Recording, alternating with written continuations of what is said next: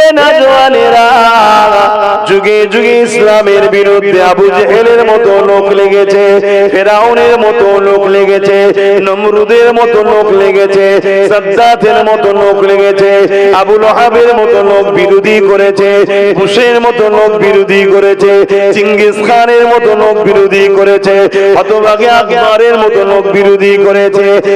আজও তাদের স্টাইলে যারা জীবন যাপন করছে, তারাও ইসলামের বিরোধী করে। এক কথায় যারা গরিবদের দুশমন, তারা ইসলামের দুশমন, যারা এতিমদের দুশমন, তারা ইসলামের দুশমন, যারা মানবতার দুশমন, তারা ইসলামের দুশমন, যারা নারী দেহ শোষণ করাকে পছন্দ করে, তারা হলো ইসলামের দুশমন, যারা গরিবদের খানা খেয়ে নিতে চায়, তারা ইসলামের দুশমন, যারা নিজের রাষ্ট্রের সঙ্গে গাদ্দারি করতে চায়, তারাই তো ইসলামের দুশমন। এক কথায় যারা মা বাপকে ভালোবাসে না, বৃদ্ধাশ্রমে দিয়ে আসে, তারা এখন ইসলামের দুশমন। এ যুবকেরা, তরুণেরা, বাপেরা, যুগে যুগে যুগে এমন করে ইসলামের বিরোধী হয়েছে। নবীদের সময় তো হয়েছে, আমার রাসূলুল্লাহর সময় তো হয়েছে, কিন্তু মনে রাখবেন আল্লাহ পাক আমার আপনার জন্য নবী মুহাম্মদ রাসূলুল্লাহকে মডেল বানিয়েছে।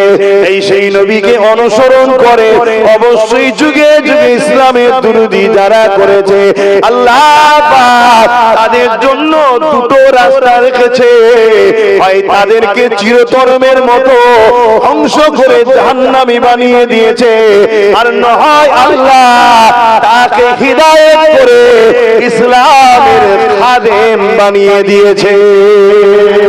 আরো জোরে বলুন সুবহান।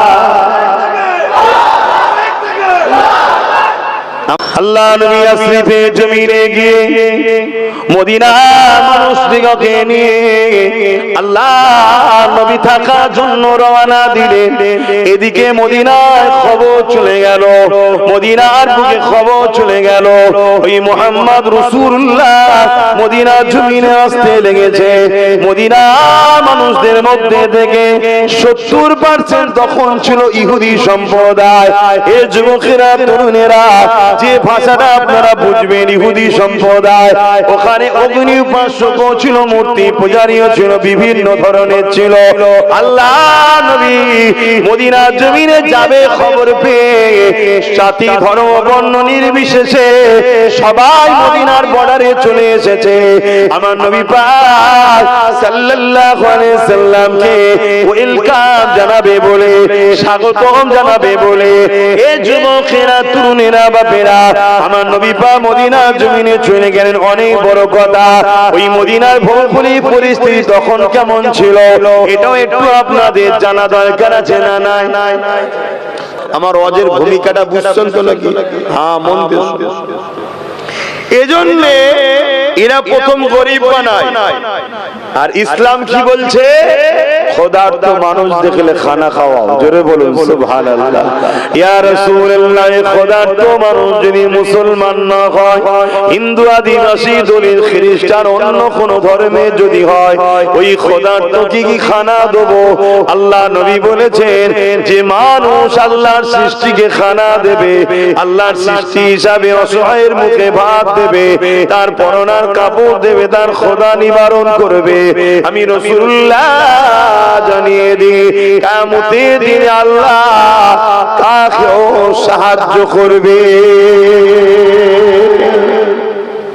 তাহলে আদিবাসী যদি খোদার্থ থাকে আমাদের খানা দিতে হবে, দলিত যদি খোদার্থ থাকে, হিন্দু যদি খোদার্থ থাকে, আমাদেরকে খানা দিতে হবে। শুনছেন কেন? এটা আমাদের ধর্মের কাজ। মুসলমান শুধু গলা লম্বা করে বললে হয়নি যে আমি ইসলামের অনুসারী, কাজগুলো করার নাম ইসলাম। আর নিজের কওমের মানুষকে তো দিতেই হবে। কথা মাথায় ঢুকছে না? ঢোকে না?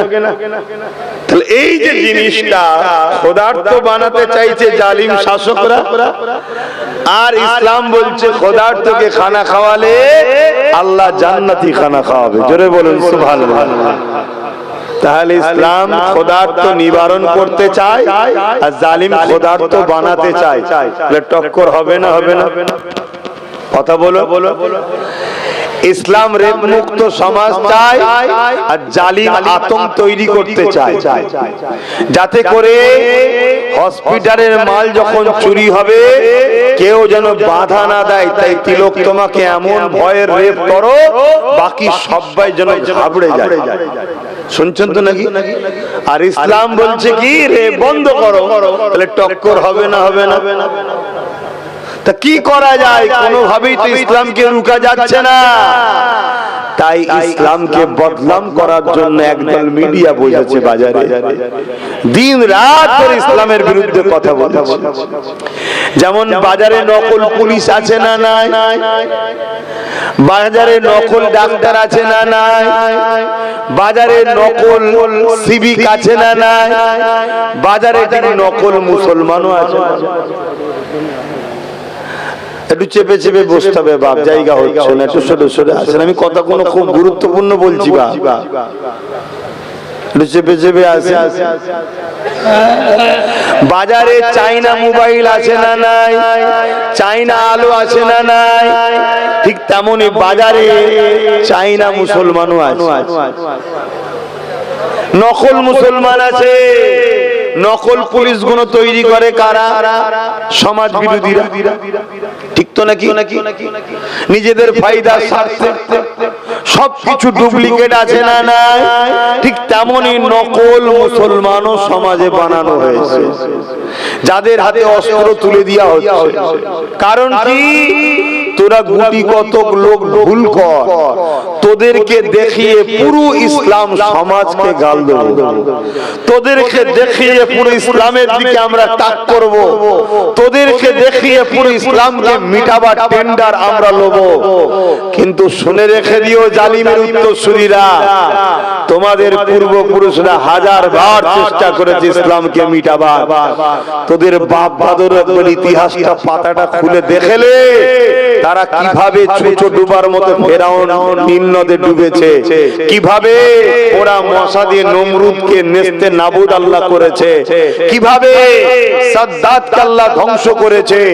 এক পা জান্নাতের মধ্যে আর এক পা ঘোড়ার বাইরে, এই অবস্থায় জান কবজ করে নিয়েছে সাদ্দাতের। জানেন তো নাকি?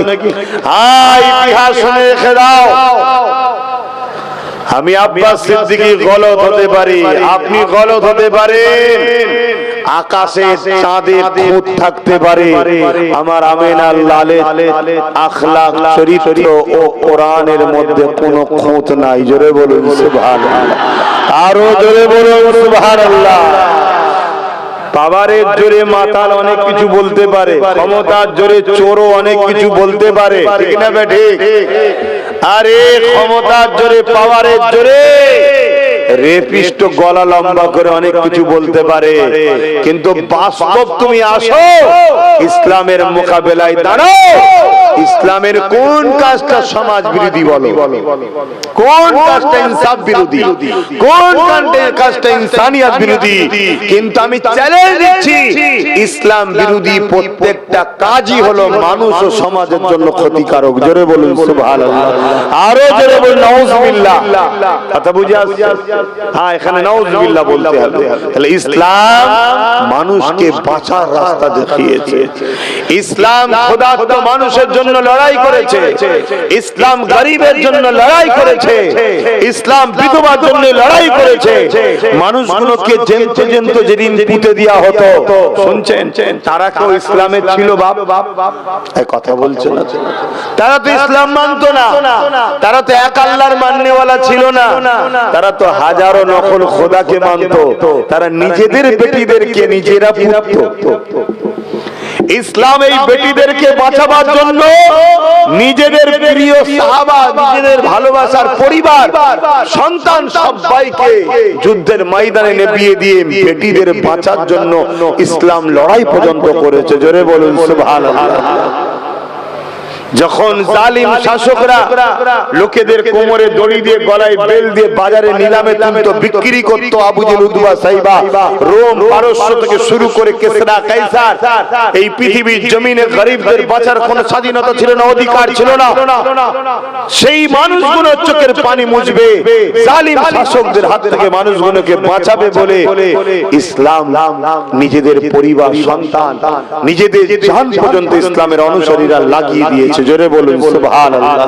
আজকের দিনেও যখন পুরো বিশ্ব জুড়ে জাতের নামে বিভাজন হচ্ছে, ধর্মের নামে বিভাজন হচ্ছে, রঙের নামে বিভাজন হচ্ছে, ভাষার নামে বিভাজন হচ্ছে, উঁচু জাত নিচু জাত করা হচ্ছে, গরিব বড় লোক ভাগ করা হচ্ছে, এভাবে গরিব দুঃখী কৃষক চাষী দিন মজুর খেটে খাওয়া মানুষের উপরে যখন জুলুম হচ্ছে, এই আজকের জালিমরাও ভাবছে এই জালিম যাদের উপরে আমরা জুলুম করছি, এই মজলুমদের পাশে কেউ যদি না দাঁড়ায়, মুহাম্মদ রাসূলের গোলামরা দাঁড়িয়ে যাবে। জোরে বলুন সুবহানাল্লাহ।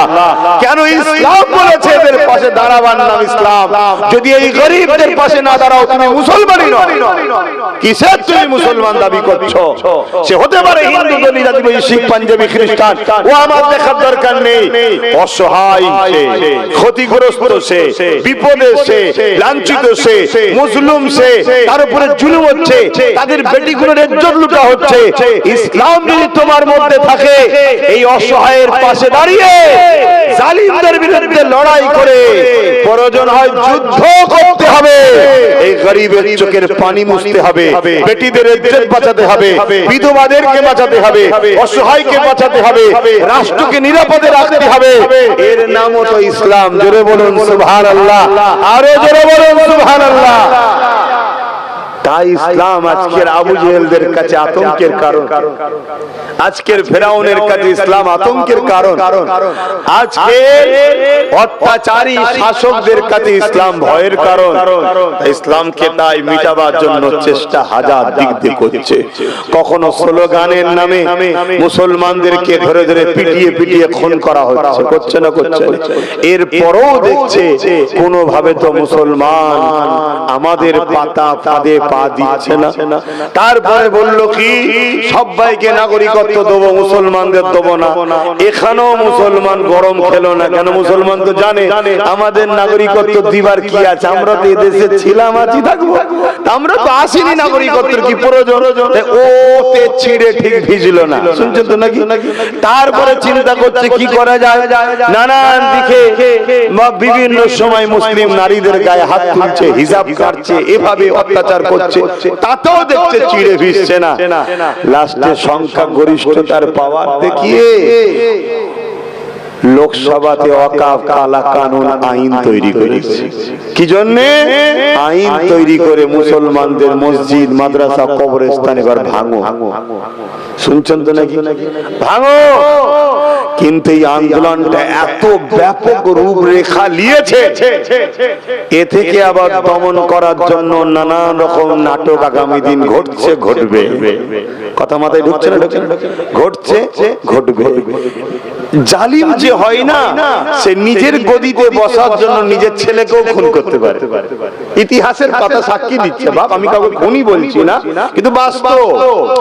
জালিম যে হয়, নিজের গদিতে বসার জন্য নিজের ছেলেকে খুন করে। তুই কি রাজা হবি? আমি রাজা হব। অতএব ছেলে যখন বাধা হচ্ছে, পথের কাঁটা সরিয়ে দে। জালিম যদি নিজের ছেলেকে মারতে পারে, আরো কাউকে কাউকে মারতে পারে না? পারে। আরো কত কি দেখবেন সব হবে, শুধুমাত্র মানুষের মাইন্ডকে ডাইভার্ট করার জন্য। কথা মাথায় ঢুকছে না? কিন্তু আপনাকে আমাকে মাথায় রাখতে হবে, এই ওয়াকফ এটা ইসলামের একটা সম্পদ। ইসলামের অনেক পার্ট আছে, এটা একটা পার্ট। অতএব ইসলামের উপরে আঘাত দিয়েছে, এটা আমার দেশের বিরোধী কাজ। দেশ ইসলামের বিরুদ্ধে আঘাত দেয়নি, দেশ ইসলামের, জোরে বলো, আঘাত দেয়নি। আমার দেশের হিন্দু, আদিবাসী, সাঁওতাল, খ্রিস্টান, দলিত, আরো কত ধর্মের মানুষ আছে, কেউ ইসলামের বিরুদ্ধে আঘাত, জোরে বলো, দেয়নি। দেশও আঘাত দেয়নি, আমার প্রতিবেশী সমস্ত ধর্মের মানুষকেও ইসলামের উপর আঘাত দেয়নি, সংবিধানও ইসলামের উপরে আঘাত দেয়নি। আঘাত দিয়েছে কে? তথাকথিত দুর্ভাগ্য কিছু লোক ক্ষমতার জোরে চুরি করে হোক আর কোন ভুল বুঝিয়ে হোক, যাই হোক, তারা ক্ষমতার জোরে একটা কালা কানুন পাশ করিয়েছে। তাহলে তারা ইসলামের বিরোধী আঘাত দিয়েছে, ঠিক না বেঠিক? যারা ইসলামের বিরুদ্ধে আঘাত দিয়েছে তাদের বিরুদ্ধে আমাদের সংগ্রাম চলবে না চলবে না? জোরে বলুন, চলবে না চলবে না? কিন্তু সংগ্রামটা প্ল্যান মাফিক করতে হবে। প্ল্যান ছাড়া করলে আপনিও বিপদে পড়বেন, আমিও বিপদে পড়ব, এবং আমার দেশের সংবিধান সেটারও ক্ষতি হবে, দেশেরও ক্ষতি হবে, সমাজে সর্বশ্রেণী মানুষেরও ক্ষতি হবে। কথা মাথায় ঢুকছে? এটাকে আমাদের সবাইকে মাথায় রাখতে হবে। অবশ্যই অন্যায়ের বিরোধী করা এটা আমাদের ধর্ম। অন্যায়ের বিরোধী করা কি? এটা ধর্ম।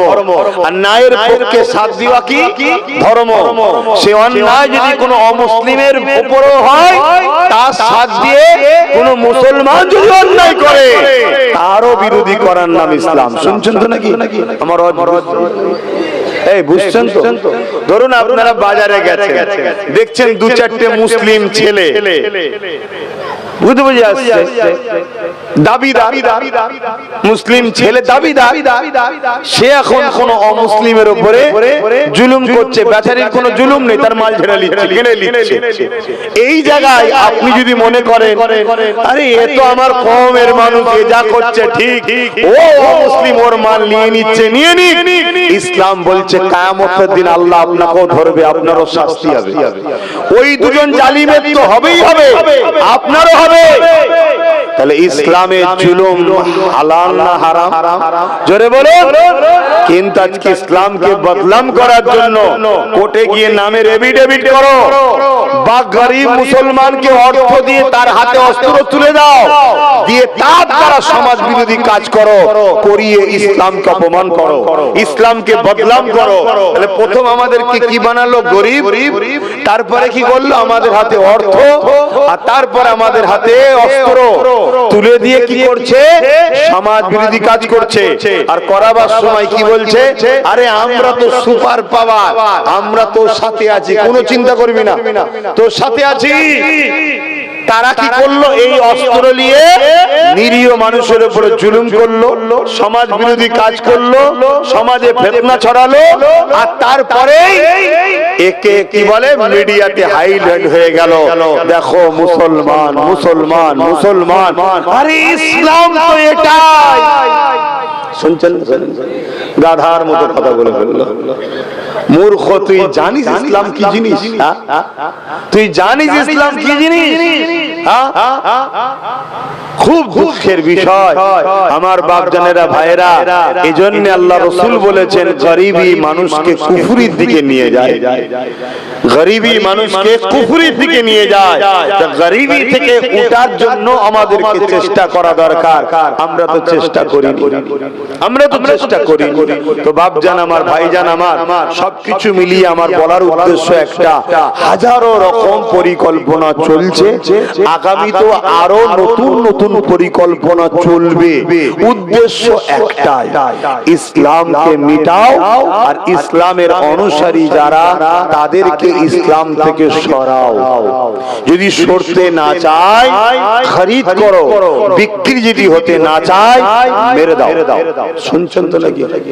এছাড়া কোন বিষয় পৃথিবীতে কিছু চলছে না। কে খেতে পাচ্ছে, কার কি হবে, ও নিয়ে কারো কোনো চিন্তা নেই। সবার চিন্তা ইসলামকে মিটাও। আপনি আমেরিকা ইসলামের পিছনে, জাপান ইসলামের পিছনে, ইন্দোনেশিয়া ইসলামের পিছনে, ফ্রান্স ইসলামের পিছনে, ব্রিটেন ইসলামের পিছনে, হাত্তাকে মুসলিম যে রাষ্ট্রগুলো আছে তার মধ্যে অনেক রাষ্ট্রপ্রধানকেও বসানো হয়েছে ইসলামের দুশমনদের গোলামি করবে বলে। শুনছেন তো নাকি? কোথায় দুঃখের কথা বলবো, এই রকম একটা পরিস্থিতিতে দাঁড়িয়ে আমাদের করণীয়টা কি?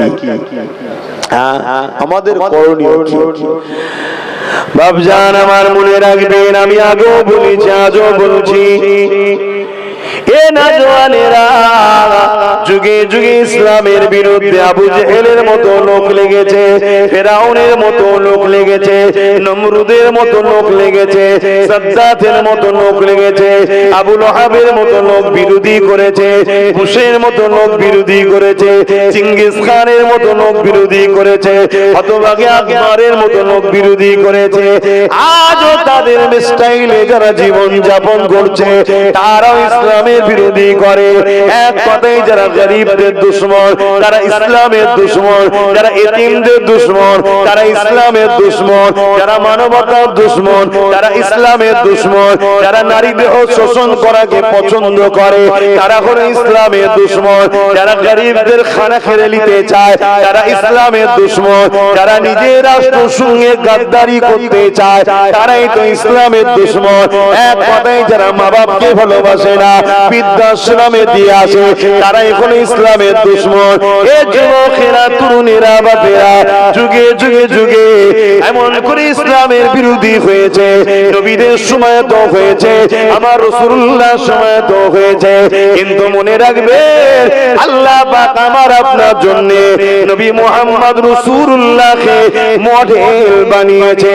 এই সেই নবীকে অনুসরণ করে অবশ্যই যুগে যুগে ইসলামের বিরোধী যারা করেছে, আল্লাহ পাক তাদের জন্য দুটো রাস্তা রেখেছে।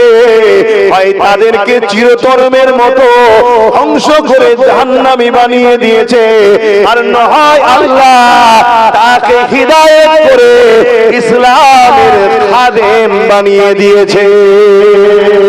আরো জোরে বলুন সুবহান।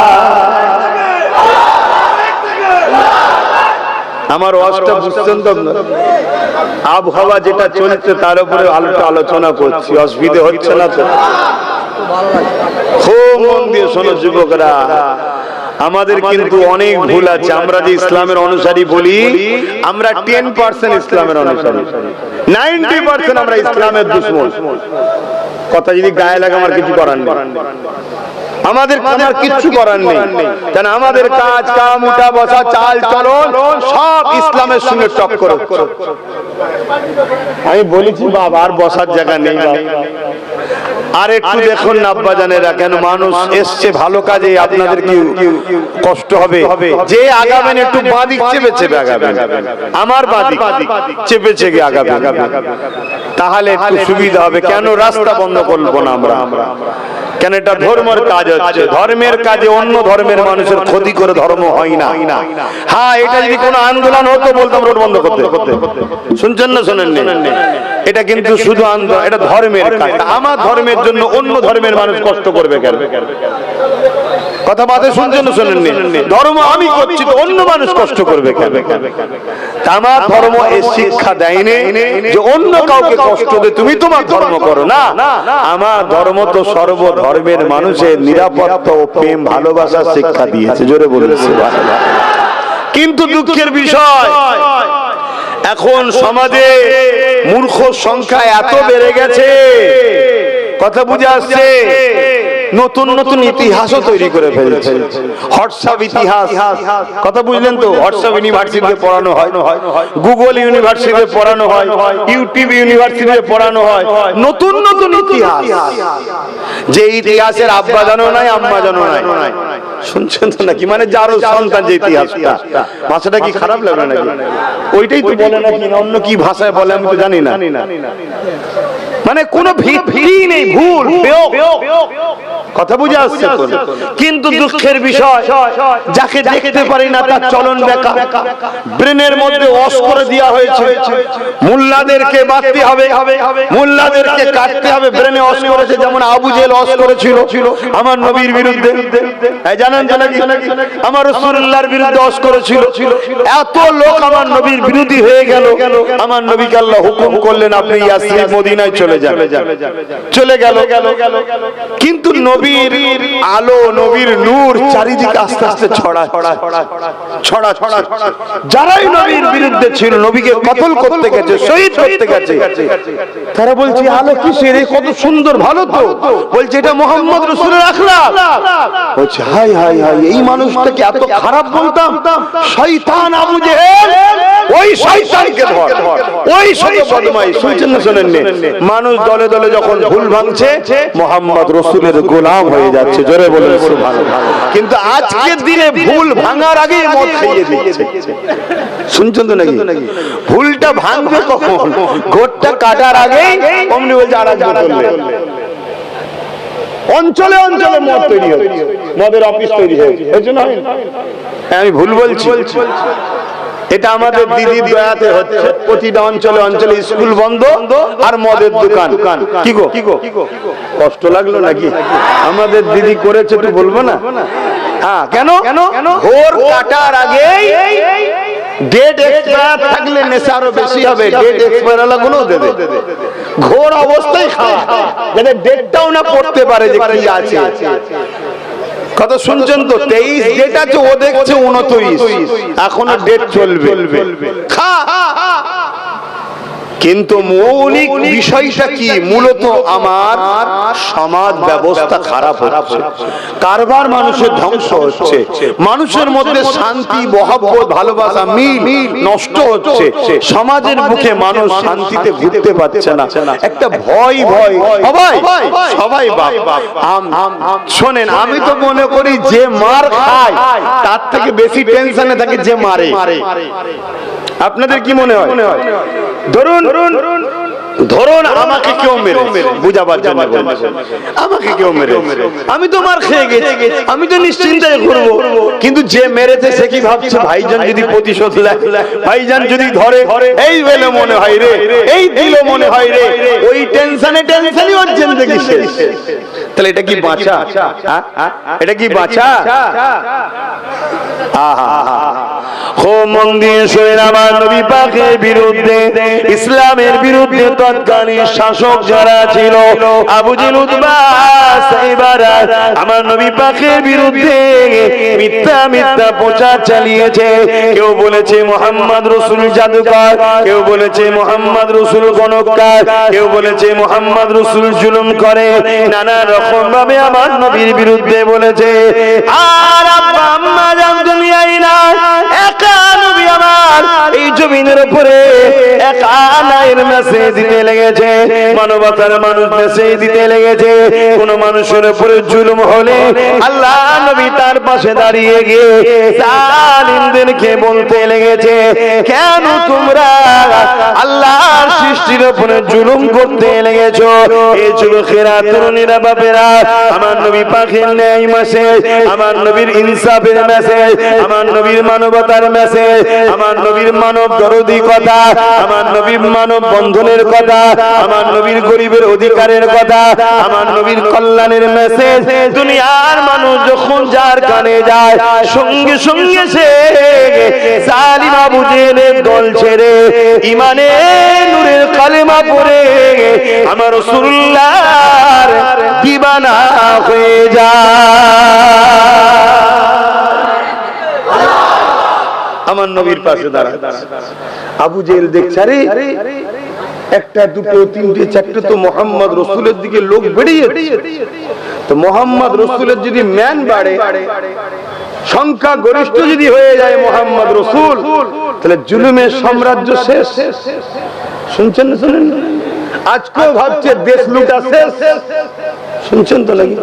যে যার টেনশনে আছে, সেদিন আবু জেহেলের টেনশনে ছিল, আজকের আবু জেহেলের চালার মাইন্ড যাদের, তারা তাদের টেনশনে আছে। বুঝছেন তো নাকি? হ্যাঁ, ইতিহাস জানতে হবে। ইতিহাস কেন আল্লাহ আমার নবীকে শুনিয়েছে? মুসা নবীর ইতিহাস, দাউদ নবীর ইতিহাস, সুলাইমান নবীর ইতিহাস, জাকারিয়া নবীর ইতিহাস কোরআনে আল্লাহ শোনায় না আমার নবীকে? কেন? কারণ ইতিহাস থেকে মানুষ সজাগ হয় এবং তার প্রতিবন্ধকতার কি ফল এবং কিভাবে প্রতিরোধ করতে হয় তার সমাধান পাওয়া যায়। জোরে বলুন সুবহানাল্লাহ। আমার নবী পাক সাল্লাল্লাহু আলাইহি ওয়াসাল্লাম তিনি বড় মিষ্টি ব্যবহারে, বড় নরম কথাতে আল্লাহ নবী মানুষের কাছে মেসেজ দিচ্ছে। আবু জেহেল আমার নবী যখন সিজদায় পড়ে নবীর পিঠে পচা দুম্বার ভুঁড়ি চাপিয়ে দেয়, আমার নবী কষ্ট পায়। আহা বাপ, নবী পাক সাল্লাল্লাহু আলাইহি ওয়াসাল্লামের কলিজার টুকরি ছোট খাতুনে জান্নাত ফাতেমা জাহরা আব্বার পিঠ থেকে ভুঁড়ি নাবাতে পারছে না, কষ্ট হচ্ছে। তারপরও কষ্ট করে যখন নাবায়, আহা দোনজনের সুলতান তিনি, যার জন্য কায়নাত আল্লাহ তৈরি করেছে, তিনি মাথা তুলছে আর ওরা বসে বসে আনন্দ হই ঠাট্টা মস্করা করছে। যেমন আজও আমরা দেখছি নিরীহ মানুষগুলোকে ধরে রাস্তায় মার, আর একদল মানুষ আনন্দ করছে আর ফটো তুলছে। সমাজে ঘটছে না, ঘটে না? এসব আবু জেহেলদের কালচার, এসব আবু জেহেলদের কালচার, জালিমদের কালচার, মানব প্রেমিকদের কালচার এটা নয়। কথা বুঝা? তো ওই সময় আমার নবী পাক সাল্লাল্লাহু আলাইহি সাল্লাম কে এমন করে সোশ্যাল বয়কট করলো, নবী পাক সাল্লাল্লাহু আলাইহি সাল্লাম পাহাড়ে চলে গেলেন, গাছের পাতা ফলমূল খেয়ে রয়েছে, কত কষ্ট করছে দেখছেন। আমাদেরকে ত্যাগ স্বীকার করতে হবে না, হবে না? হিকমতে কাজ করতে হবে, মাথা ঠান্ডা করে হিকমতে কাজ করতে হবে। পায়ের উপরে পা দিয়ে চাইছে দুই ভাইয়ের মধ্যে ঝগড়া লাগাবো, তাহলে আমাদের দুই ভাইকেই হিকমতের সঙ্গে কাজ করতে হবে। যদি আমার আরেক ভাই হিকমতের সঙ্গে কাজ করবে কি না করবে পরের বিষয়, তুমি তো মুহাম্মদ রাসূলের গোলাম, তোমার নবী বলেছে দেশকে ভালোবাসা, দেশ যাতে ধ্বংস না হয়ে যায়, তোমাকে একটু হিকমতের সাথে কাজ করা দরকার আছে না? হ্যাঁ, সেই হিকমতটা কি? আইনের পাওয়ার তৈরি করে। তাহলে অন্যায় করলে তুমি শাস্তি দিতে পারলে, তোমার রাগটাও মিটলো, অথচ কিন্তু সমাজে কোনো হট্টগোল হলো না। প্রশাসন যদি কাউকে শাস্তি দেয় সমাজে গন্ডগোল হবে, কিন্তু প্রশাসন তো তোমার আমার কথা শুনছে না। কেন শুনছে না? কেন? প্রশাসন তোমার আমার পাওয়ারের মধ্যে নাই। কথা মাথায় ঢুকছে? তাহলে প্রশাসনিক পাওয়ার কন্ট্রোল করতে হবে। কন্ট্রোল করতে গেলে কি করতে হয় বুঝতে পারছো? যার জন্য ছোট ভাইটাকে নামিয়ে দিয়েছি, যা। কথা মাথায় ঢুকছে? তোমাদেরও তো মাথায় ঢুকাতে হবে, তোমাদের মাথায় তো ঢুকছে না। তোমরা ফ্রিতে পেয়েছো, খেয়েছো, ঘরে যে যা হয় হোক, এরকম করলে হবে? এতে কি হবে? তোমরা কোন জায়গায় কিছু হলে, এই যেমন সেই দিন সাঁতরাগাছির ওখানে দেখলাম স্কুলের একটা ছোট্ট বাচ্চা মেয়ে, এই বছর 8, 9, 10 হবে, দেখেছো হয়তো অনেকে, কে কে দেখেছো একটু সারা দেবে, দেখেছো ভিডিওতে? কি তাকে স্লোগান দিতে বলেছে স্কুলে? স্লোগান দিতে বলেছে, বলেছে না? এইটা তো চাইছে একজন কেউ চাইছে এটা মুসলিম বাচ্চা মেয়েকে ধরবো, ধরে এটা বলবো, এই খবরটা বাইরে যাবে, মুসলমানরা হাত গুটিয়ে লুঙ্গি টুঙ্গি পরে গুটকা খেতে খেতে আসবে, এসে ভাঙচুর করবে, আর আমি ফোন করে মিডিয়াকে ডাকবো, আর এই আসার পরে যা কিছু ঘটছে ওইটা মিডিয়াতে দেখানো হবে। তার আগে যে কি অন্যায় আমি করলাম ওটা মিডিয়া দেখাবে না, কেন? মিডিয়া তো আমার। শুনছেন না শোনেননি? যেমন আমার দেশের একজন নাগরিক বর্ডারে আমার দেশের জন্য, দেশের নাগরিকের জন্য জীবন দিল, এই জানেন তো নাকি? নদী এই বাড়ি, এই জানেন তো? পরশু যদি নওশাদ না যেত হয়তো কেউ অনেকে জানতেই পারতো না। কেন? কোন মিডিয়া দিয়েছে দেখেছেন? মেইন স্ট্রিম মিডিয়া খবর করেছে? একটু সাইড দাও ভাই, একটু সাইড দাও, যাও আস্তে আস্তে যাও, একটু সরে সরে আসো, সরে সরে আসো। ও বেচারি মানুষ, একটা চালাতে গেলে একটু ভুল হতেই পারে, আমাদেরও উচিত তোকে হেল্প করা, আমাদেরও উচিত তোকে হেল্প করা।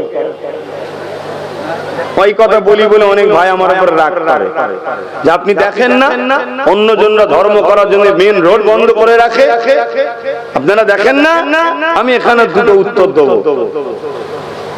কেউ যদি করে তার জন্য আমায় করতে হবে, এই কম্পিটিশনের নাম ধর্ম নয়। দ্বিতীয় নম্বর কথা, ইসলাম আর সব থেকে আলাদা এই জন্যে, ইসলাম সব থেকে আলাদা এই জন্যে, রাস্তায় পড়ে থাকা কোনো যদি পথ চালক মানুষের কষ্ট হয় সেটাকেও তুলে নির্জনে ফেলে দিবার নাম ইসলাম। জোরে বলেন সুবহানাল্লাহ। আর এখানে আরেকটা মেসেজ দেবো, আজকে যখন মানুষ চাঁদে যাচ্ছে, কেউ বলছে আরো কোন জায়গায় যাচ্ছে, মঙ্গল গ্রহ ট্রহ যাচ্ছে, এরকম মডার্ন দুনিয়ায় সায়েন্স যেখানে বলছে নাকি পৃথিবীতে হাতের মুঠোর মধ্যে পুরো পৃথিবী নিয়ে চলে এসেছি, এরকম একটা টাইমে পুরো পৃথিবী সার্ভে বলছে সব থেকে বেশি যে ধর্মের দিকে মানুষ দ্রুত নতুন নতুন করে অ্যাকসেপ্ট করছে, নতুন যে ধর্ম বিস্তার হচ্ছে এখনো, সে ধর্মটার নাম হলো ইসলাম। জোরে বলুন সুবহানাল্লাহ, আরো জোরে বলুন সুবহানাল্লাহ। আমি আমার বাপের গল্প শোনাতেছিনি, ইউরোপ মহাদেশ তাদের সমীক্ষা হলো, তাদের সমীক্ষা, ইউরোপ একটা মহাদেশ, যেমন আমরা কি বলে এশিয়া মহাদেশ, ইউরোপ একটা মহাদেশ, এভাবে ইউরোপ মহাদেশের তাদের মিডিয়া, তাদের সমীক্ষা, তাদের ডাটা হচ্ছে এটা যে আগামী 40-এর মধ্যে ইউরোপের সংখ্যা গুরু হবে ইসলাম। জোরে বলুন সুবহানাল্লাহ। তার মানে তাদের ওখানে যারা বর্তমান বসতি, তাদের ঘরের যুবক যুবতীরা, তাদের ঘরের যুবক আর যুবতীরা এই 20 থেকে 30, 20 থেকে 30, 20 থেকে 30, প্রত্যেকটা ঘরের ছেলে ছেলেরা তারা সব মুহাম্মদ রাসূলের দিওয়ানা হয়ে যাচ্ছে। জোরে বলুন সুবহানাল্লাহ। তা তুমি বাপ কম্পিটিশনের ধর্ম করো নাকি? তাহলে আমার কথাই কেউ ব্যথা পেলে নাকি? না, যদি ব্যথা পাও তার সাথে আমার সম্পর্ক নাই। আমার তো সম্পর্ক তার সাথে যে মোহাম্মদ রসুলকে ফলো করে। আমায় কেউ নজরানা দিল 5,000 টাকা 10,000 টাকা, ও ব্যাপারটা বড় কথা না। আরে রেখে দিকে যা, সৌদি আরবে মেথরের যা টাকা আছে আমাদের মনে হয় কি বলে, আমি আমার কথাই বলছি, আমি মনে হয় সারা জীবনে ওর একদিনের ইনকাম করতে পারবো না, ওদের যা টাকা। কথা বুঝছেন না? বোঝেন না? টাকাই সবকিছু নয়। ইনসাফ, ইনসানিয়াত, মানবতা, মানব প্রেম, এগুলো মনুষ্যত্ব, এটাই হলো সবকিছু। টাকা আজ আছে কাল নাই, আর আজ নাই কালকে হতে অসুবিধা নাই। অতএব যাক বাবা, আমি ফিরে আসছি আমার দিকে। আমার রাসূল পাক সাল্লাল্লাহু আলাইহি ওয়াসাল্লাম তিনাকে এভাবে জুলুম করেছে। তিনার অপরাধ কি? তিনি নারীদেরকে জ্যান্ত পুঁততে বারণ করেছেন। তিনার অপরাধ কি? আবু জেহেল তার প্রজাগুলোকে কৃতদাস দাসী বানিয়েছে, গোলাম বানিয়েছে। তিনি বলেছেন না, মানুষ গরিব হতে পারে কিন্তু গোলাম নয়, গরিব হতে পারে, তোমার কৃতদাস দাসী নয়, সে খাটবে তার পারিশ্রমিক দিয়ে দাও। যেমন আমার দেশে ডিটেনশন ক্যাম্প করতে চাইছে, জানেন তো নাকি? এটা অ্যাকচুয়ালি কি? লেবার স্টক করা, লেবার স্টক করা দেখাচ্ছে ডিটেনশন ক্যাম্প, হাকিকতে কি? লেবার স্টক করা, গরিবদেরকে নিয়ে যাই খাঁচার মধ্যে ভরবে। শোনেন, কোন যদি মুসলমান বড় লোক হয়, সে যদি ভারতীয় নাও হয়, তারপরও ভারতে সে সিকিউরিটি ঘুরবে যদি পয়সা তার থাকে। তার একটা প্রমাণ দেখুন না, হাসিনা ভিআইপি ভাবে আছে। কথা ভুল বলছি? কিন্তু এই ভারতে কোন যদি অমুসলিম হিন্দু ভাই গরিব হয়, সে কিন্তু ক্যাম্পে থাকবে। দেখুন না, আসামে ঢুকে বসে আছে। তাহলে এখানে ব্যাপারটা মুসলমান হিন্দু নয়, এখানে ব্যাপারটা হচ্ছে পয়সা।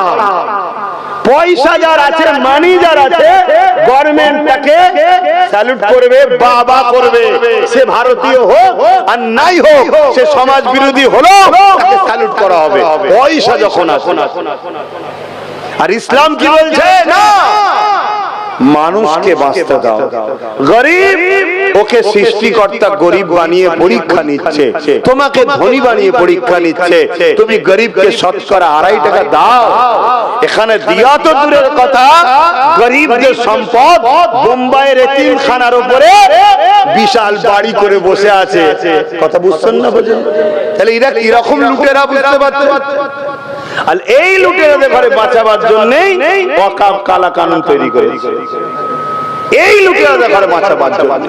তো ভাইয়েরা আমার নবী পাক সাল্লাল্লাহু আলাইহি ওয়াসাল্লাম তিনার উপরে কত জুলুম হয়েছে। কি জন্য? ইনসাফের জন্য, ইনসানিয়াতের জন্য, গরিবের পক্ষে কথা বলার জন্য, বিধবার পক্ষে কথা বলার জন্য, এতিমের পক্ষে কথা বলার জন্য আল্লাহ নবী বলে দিলেন, কেউ তোমার যদি লেবারি করে, শ্রমজীবী হয়, তোমার যদি কেউ শ্রম দেয়, তোমার বাড়িতে কেউ খাটে, ওই লেবার ওর খায়ের খাম শুকাবার আগে ওর মজুরিটা দিয়ে দিতে হবে। আল্লাহ নবী কি বলতে লাগলে, মক্কা জমিনেও কাজের মেলা হতো, ওখানে বাচ্চা বাচ্চা ছেলেদের ঘরে তাদের প্রভুর সামনে জবাই করে দেওয়া হতো, খুশি করে উৎসর্গ করা হতো। আল্লাহ নবী বললেন এগুলো বন্ধ করা দরকার। মানুষ মানুষকে কতল করছে, এই বাচ্চাদের অপরাধটা কি? এদেরকে বাঁচা স্বাধীনতা দাও। এক কথায় অন্যায়ের বিরুদ্ধে রাসূলুল্লাহ যখন বলল, তখনই জালিমরা আমার নবী পাকের বিরুদ্ধে দাঁড়িয়ে গেল। এই যুবকের এখানে একটা কথা জিজ্ঞাসা করি, যারা জালিম ছিল তারা কেউ ইসলামে ছিল না, যাদের উপরে জুলুম ছিল তারাও কিন্তু কেউ ইসলামে ছিল না। কথা মাথায় ঢুকছে না? হ্যাঁ, কথা বলছে না। আজকে আমরা কি দেখছি? মণিপুরে জুলুম হচ্ছে না, হয় না? যে জুলুম করছে সেও ইসলামের নয়, যার উপরে জুলুম হচ্ছে সেও। শুনছেন না? শুনছেন? তাহলে আমি কি চুপ করে বসে থাকবো? কেন না? কেন আমার রাসূল যারা জুলুম করছিল তারাও কেউ ইসলামের ছিল না, যাদের উপরে জুলুম হয়েছে তারাও কেউ ইসলামের ছিল না। রাসূল কিন্তু এই মজলুম ইসলামের নয় তো কি হয়েছে? আল্লাহ মানে না তো কি হয়েছে? এই মজলুমদের সাথে নবী সাথ দিয়েছে না দেয়নি? তাহলে আজকেও কোন জায়গায়, সে উত্তরপ্রদেশ হোক, আমার বাংলা হোক, আর যেখানেই হোক, কোন মানুষের উপরে জুলুম হলে তার পাশে দাঁড়ানোর নাম হলো ইসলাম। জোরে বলুন সুবহানাল্লাহ। ভয়টা ইসলামের উপরে কেন বুঝতে পারছেন তো নাকি? হ্যাঁ, ভয়টা ইসলামের উপরে কেন বুঝতে পারছেন? যে আমি কাউকে ভয় দেখিয়ে নত করব, ইসলাম তার হাত ধরে তুলবে। ভয় কাজ না, চল চল। কথা বুঝে আসছে? পথে না থাকবে ইসলাম, না থাকবে হাত ধরে তুলা। এই যে আমাদের সমাজে একটা স্বজাতি আছে, এসসি এসটি বলে, আমি জানি না এটা ওই ভাষায় ডাকাতে তারা অখুশি না খুশি আমি জানি না, কিন্তু এই পরিচয়ই তো বলা হয় নাকি, এসসি এসটি, তাই তো নাকি? এই যে এসসি এসটি, এনাদেরকে আজকে আমাদের সবার বন্ধুত্ব করা দরকার, এনাদেরকে বোঝানো দরকার যে দাদা বা ভাই, আজকে আমরা মুসলমান আছি বলে তোমাদেরকে উঁচু পিড়ে দেওয়া হচ্ছে। শুনছেন তো নাকি? বলছে ভাই ভাই ভাই ভাই, বলছে না? বলে না? তারপর তোমাদের মেদিনীপুরে তো একজন নতুন করে বেরিয়েছে, বাবা জানো মনে হচ্ছে কি করে ফেলবে একটা, বুঝতে পারছেন তো নাকি? হ্যাঁ, তাহলে এই যে এসসি এসটি ভাই, এনাদেরকে বোঝানো দরকার যে আমরা আছি বলে আপনাদেরকে উঁচু পিড়ে দেওয়া হচ্ছে। যেদিন ভারতে মুসলমান থাকবে না, সেদিন আপনাদের ঘরে উঁচু পিড়ে কেড়ে কি বলবে? তোরা তো অছুত। কি বলবে? এটা বন্ধু করে বোঝানো দরকার আছে না নাই? বন্ধু হয়ে এক হয়ে থাকার দরকার আছে না নাই? আমরা যদি এক হতে পারি, দেশে 90%। শুনছেন তো নাকি? এই জন্য দরকার বন্ধুত্ব করা, আর আপনারা বন্ধুত্ব যাতে করতে না পারেন তার জন্যই তো ধর্মের সুসুরি দিয়ে একটা বাচ্চা মেয়েকে কি বলছে, এই স্লোগান দাও। সে যখন ঘরে এসে বলল, কি হলো? পুরো পাড়া আমায় সবাইকে জাগিয়ে দেওয়া হলো, সবাই মিলে চলে গেল, ভেঙে বলো, মেরে বলো, নিয়ে আসো, বার করো, আর মিডিয়া তুলছে নিয়ে যে অমুসলিম পাড়ায় দেখাচ্ছে, দেখ মুসলমানদের দাদাগিরি দেখছিস, মুসলমানদের গুন্ডাগিরি দেখছিস, মোল্লাদের জোর দেখছিস, এটা কি পাকিস্তান নাকি? এখানে দাদাগিরি দেবে কেন?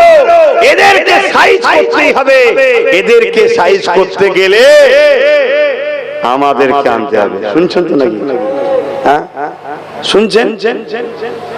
তাহলে আমরা ভুল পদক্ষেপ করছি না করি? কথা বলুন। তাহলে সমাধান কি? এর সমাধান হলো একটাই, যাকে তুমি প্রতিনিধি করেছো তার বাড়িতে যাও।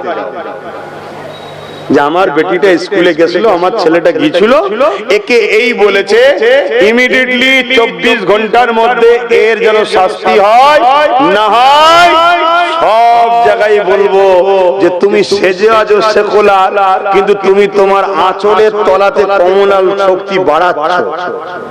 শুনছেন তো নাকি? হাই দেখা আপনি বুঝতে পারেন না? আপনারা মাঠে দেখবেন চট ঢাকা থাকে, চট ঢাকা থাকে, ওর তলায় বীজ রোপণ হয়, জানেন তো নাকি? ওই বীজ যখন সাইজ মতো হয়ে যায়, তখন আস্তে আস্তে বড় জমিতে ছড়ানো। শুনছেন? তো বাংলায় কেউ ওই চাদর ঢেকে বা আঁচল ঢেকে তার তলাতে কমনাল চাষ হচ্ছে। কথা বুঝছেন না? দিদি বলেন কি করে বললেন? না হয় দিন রাত যে বিষ উগলাচ্ছে, 100টা পুলিশ দিয়ে পাহারা দিচ্ছে কেন? তাকে উচিত তো তাকে অ্যারেস্ট করা না।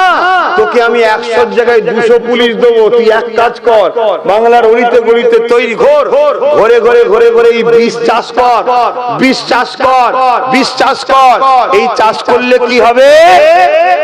একটা সম্প্রদায় যে আমাদের মধ্যে মিলেমিশে আছে মানব বন্ধনে, তাদের মধ্যে থেকে একটা অংশ ভেঙে একত্রিত হয়ে একা হবে।